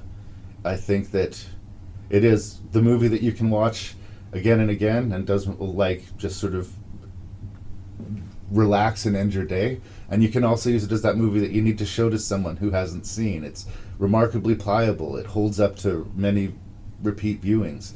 It pays tribute to most of your horror movies that you've seen and lots that you haven't. Impossibly smart screenplay, both funny and scary to a balance that really hard to pull off. I don't know. I was really having trouble with what was my number one. And for the longest time, it really was Train to Busan. But I just had this epiphany. And I've decided Cabin in the Woods, for me, is number one for the 20 teens. Wow. Well, I mean, I love it. I love it. When I saw it, I knew it was going to be, at some point in the top something of others. I knew it was going to be on the list. Yeah. I did not know it was going to be number one. Oh, so here's a question I have for you. Who do you think the gods are that show up at the end of the movie? What's your theory? They're on the that? old ones. I think they were implying that they're Lovecraftian old ones. They even make the reference to the eternal slumber, which is very Cthulhu. The movies are so full of allegories. So I guess on an allegorical level, who do you think the old ones are? I think what you're asking me is, who do you think the old ones are? Okay, fair enough. Fair enough. Okay. It's us, the audience. Right. We want all these things. We're the ones that drive the artist to create what we want in a lot of ways. We want more sequels, sort of. But I don't feel like we're being shamed. No. It's not Funny Games or Natural Born Killers where they're like, we're giving you this stuff that you shouldn't like, but we know that you do, and shame on you. Yeah. Right? Fuck you. This movie is like, we love horror and you love horror, and this is this amazing concept we have to justify all of the weak corners in every horror movie. It is a giant love letter to the horror genre. It is. And one of the funniest horror comedies I think ever made.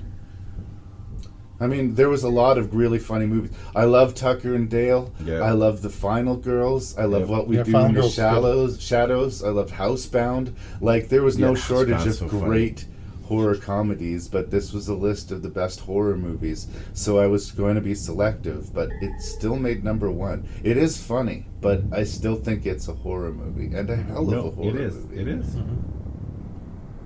Good enough? Good enough.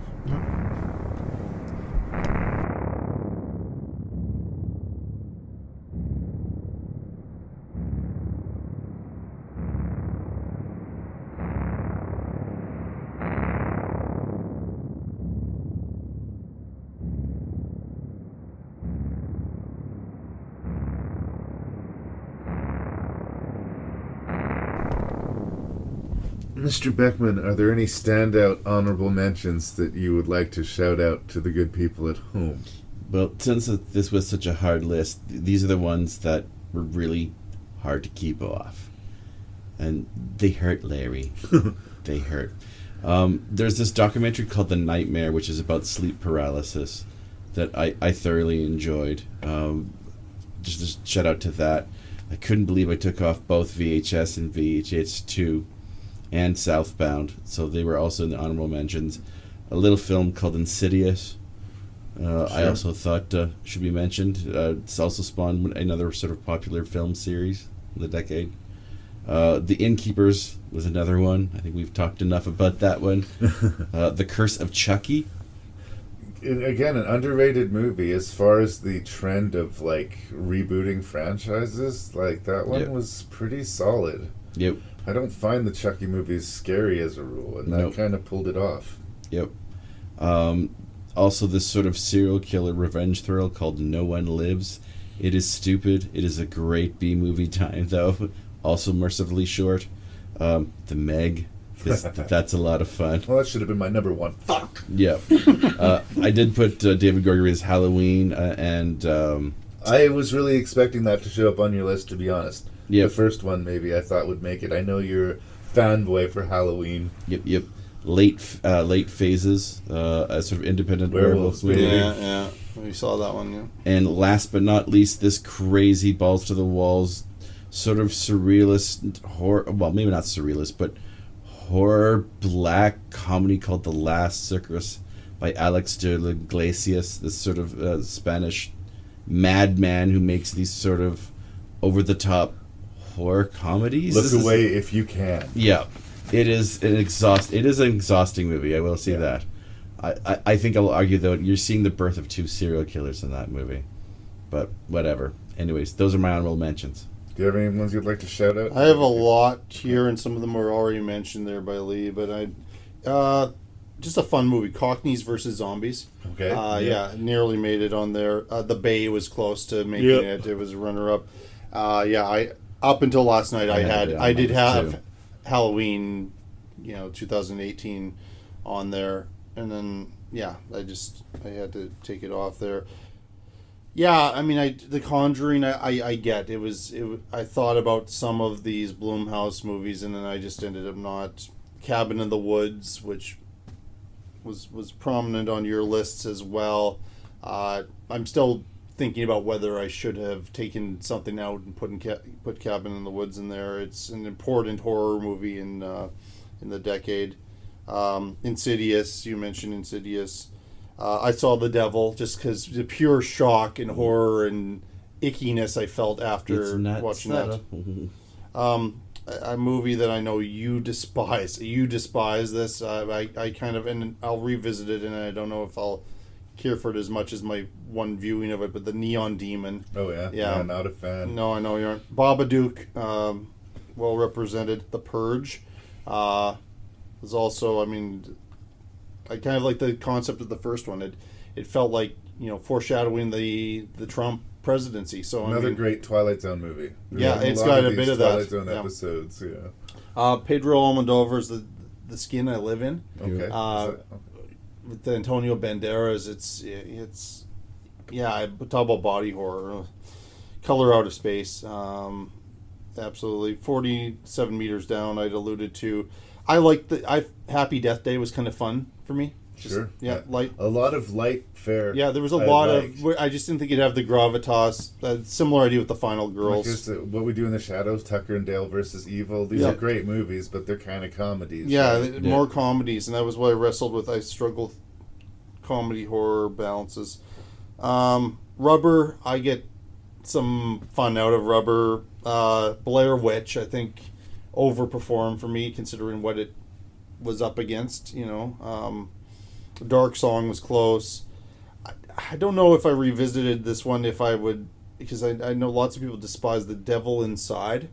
It bothered me the first time I saw it. I didn't quite know what to make of it, but it's interesting. Then the ones that were really serious contenders almost made it. The Meg, Warm Bodies. I got a lot of. It's more romance probably than anything else, but I got a lot of zombie joy out of it.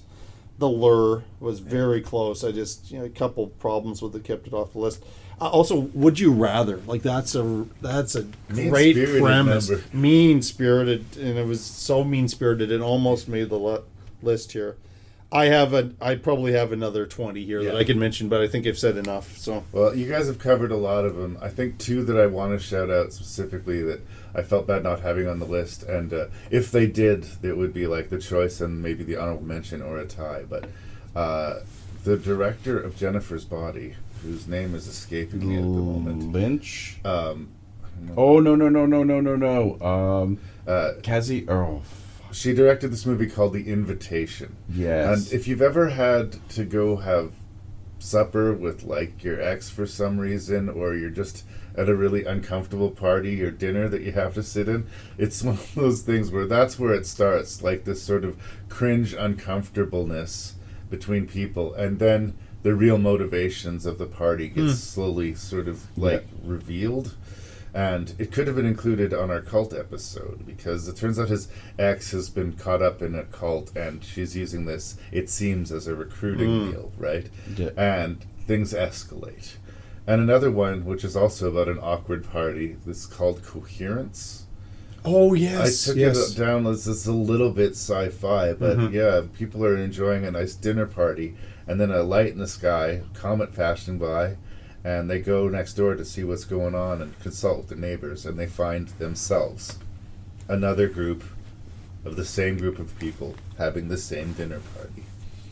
And again, this really twisted Twilight Zone, what the hell are we gonna how are we gonna handle this?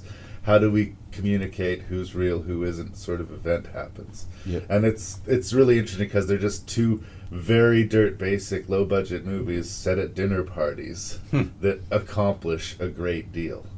But really, I would say 70 to 75% of the horror movies produced in this decade are worthy of a recommend. Yes.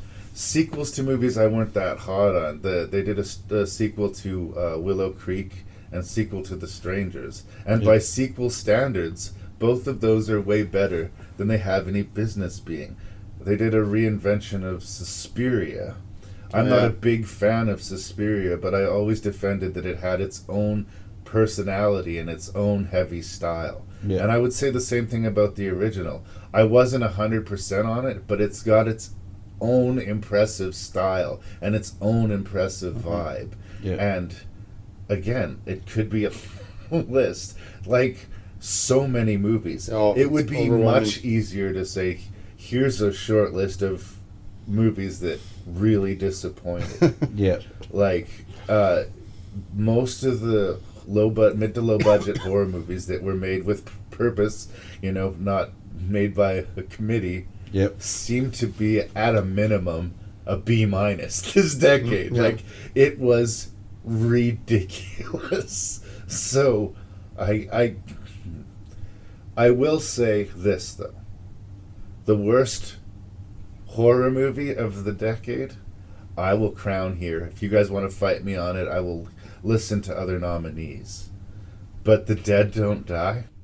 No, the Jim Jarmusch. I still haven't seen it. You seen it. warned me about it. The trailer when you were on the show years ago, and I said it's got the best cast you've ever seen for any zombie movie, but Jim Jarmusch will find a way to make it boring. I was right about that. But not only is it boring, it's an insult to people who enjoy horror movies and who enjoy zombie movies. Yeah. It's a bunch of fucking self-satisfied celebrities making fun of people who are stupid enough to pay money to watch yet another zombie movie. It is infuriating. I will never watch another one of this guy's movies. I am done with Jim Jarmusch. I hated that movie. He had 2/3 of the best actors in Hollywood, and he used them to lay a fart, and I resent it. Everyone else was taking horror seriously, you dick. So, that's my nominee for the worst movie. I'm glad it wasn't the Neon Demon, because your review was... The Neon Demon was at least had some ambition to it. It was trying something. Yeah. I don't think they set out to make a good movie. The screenplay makes fun of how bad the movie is. It's got Freddy Got Fingered level of go fuck yourself audience. Like, I dare you to keep watching this. Are you still watching this? You idiots. Like, it's sort of the same thing I talk about, those pretentious horror movies that are trying to shame you for liking horror movies, right? I don't appreciate it. And this is that, and they think they're being funny. No, thank you, Yeah, sir. he's gone sideways. I mean, I think of the stuff he did in the 90s or the 80s as well. Hey, I would make excuses for Dead Man or Coffee and Cigarettes. Yeah. But, no. I am done with you, sir. Nobody else has anything they want to get off their chest? I'm trying to think of the worst horror film of the decade, but nothing really comes to mind right now. What does that tell you about the decade? Yeah. There's no real go-to obvious, what was that Truth or Dare movie? Or there was that one movie where, not Smile, but where they would get this weird smile on their face when the curse hit them. I thought that was Truth or Dare. Was that Truth or Dare? Truth or Dare. I don't think I watched it all the way through. I remember thinking I didn't that mind was Ready or Not. Like some of these felt like very mainstream. Let's get kind of introductory horror fans into the theater to see these kind of colorful, Happy Death Day was kind of in that mix too. Yeah. Where they had a little bit of a gimmick or an angle there. I don't think they're really bad movies. I mean, I can't off the top of my head think of one that I have that level of vitriol for. Yeah. I think the most disappointing horror film, the one that I was looking forward to, would probably be Crimson Peak. Right. And it's not a bad movie, but I think we hold Guillermo to a little bit of a higher standard. Yeah, and I liked it. To look at. I liked it a lot. So at the time, I liked it a lot. But it doesn't make the list, though, right? Yeah. No, I mean, and I chose Pan's Labyrinth of the best horror movie of the aughts, and the fact that we're not talking about any Guillermo del Toro is interesting. Yep. But The Shape of Water is not a horror movie. It has horrific moments. It's a monster movie, maybe, but not a horror movie. Yep. Yeah. I think that's mine. Yep.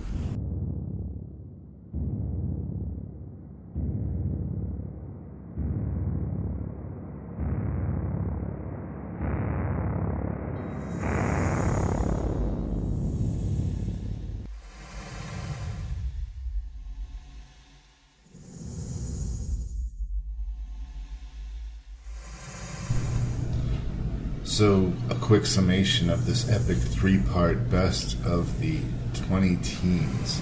I want to once again thank Lee Beckmann and Jason Dubray for all of their efforts.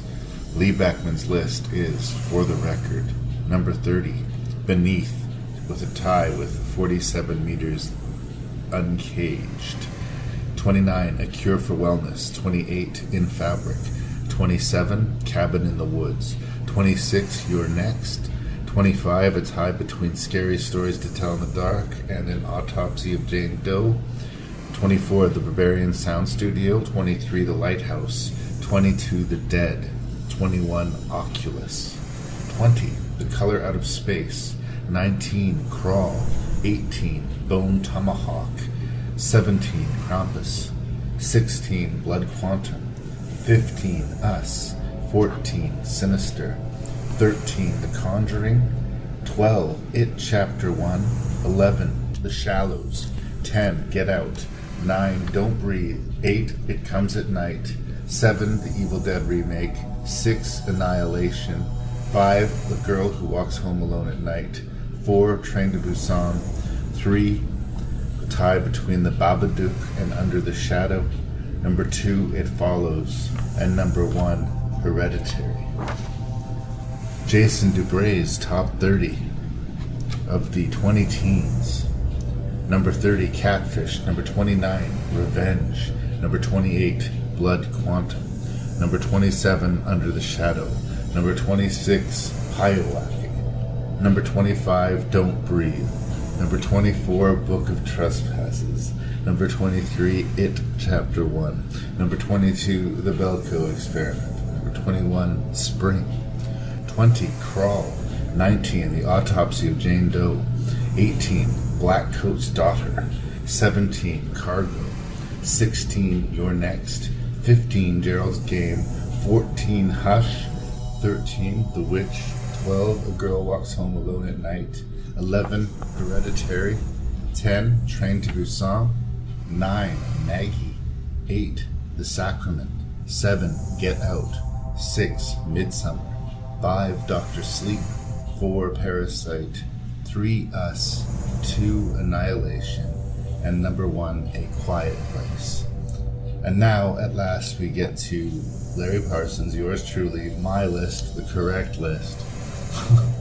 Here's my top 30 of the 20 teens. In 30th position, Hellbenders. In 29, Ex Machina. In 28th, Crawl. In 27th, VHS 2. In 26, We Are Still Here. 25, Sinister. 24, A Tie Between Lovely Molly and Exists. Number 23, The Grey. Number 22, The Babadook. Number 21, Starry Eyes. 20, The Autopsy of Jane Doe. 19, Upgrade. 18, Terrified. 17, The Bay. 16, A Tie Between the Innkeepers and the Sacrament. 15, You're Next. 14, It Chapter 1. 13, The Shallows. 12, Gonjiam, Haunted Asylum. 11, Get Out. 10, A Dark Song. 9, Attack the Block. 8, Hereditary tied with Midsummer. 7, Ghost Stories. 6, The Witch. 5, Dr. Sleep. 4, The Wailing. 3, Evil Dead Remake. 2, Train to Busan. And my number 1 choice, Cabin in the Woods. Those are a lot of horror recommendations, so I hope you guys got something out of it. Thank you for your ears. As always, I appreciate you.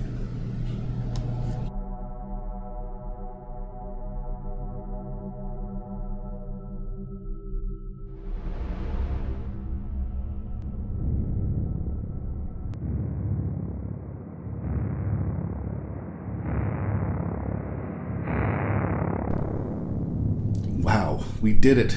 We got through all of those great movies, and there's so much more to talk about this decade. I think that horror has been in a really good place, and it sort of vindicated my position. You know, not everybody loves 80s movies. Some people say that the 90s were rocky. Some people think the 2000s were too dark. 20 teens, something magic was in the air. Thank you for listening. Please send your feedback to ranknreview@gmail.com. That's ranknreview@gmail.com. The website's ranknreview.ca. Jason Dubray's program is the Shelf Shedding Movie Show. You should check that out. Definitely support him. Big thanks to Lee and Jason. Big thanks to my listener? Hopefully my listeners. And Rank and Review will continue to drop every other Wednesday. Lots of love.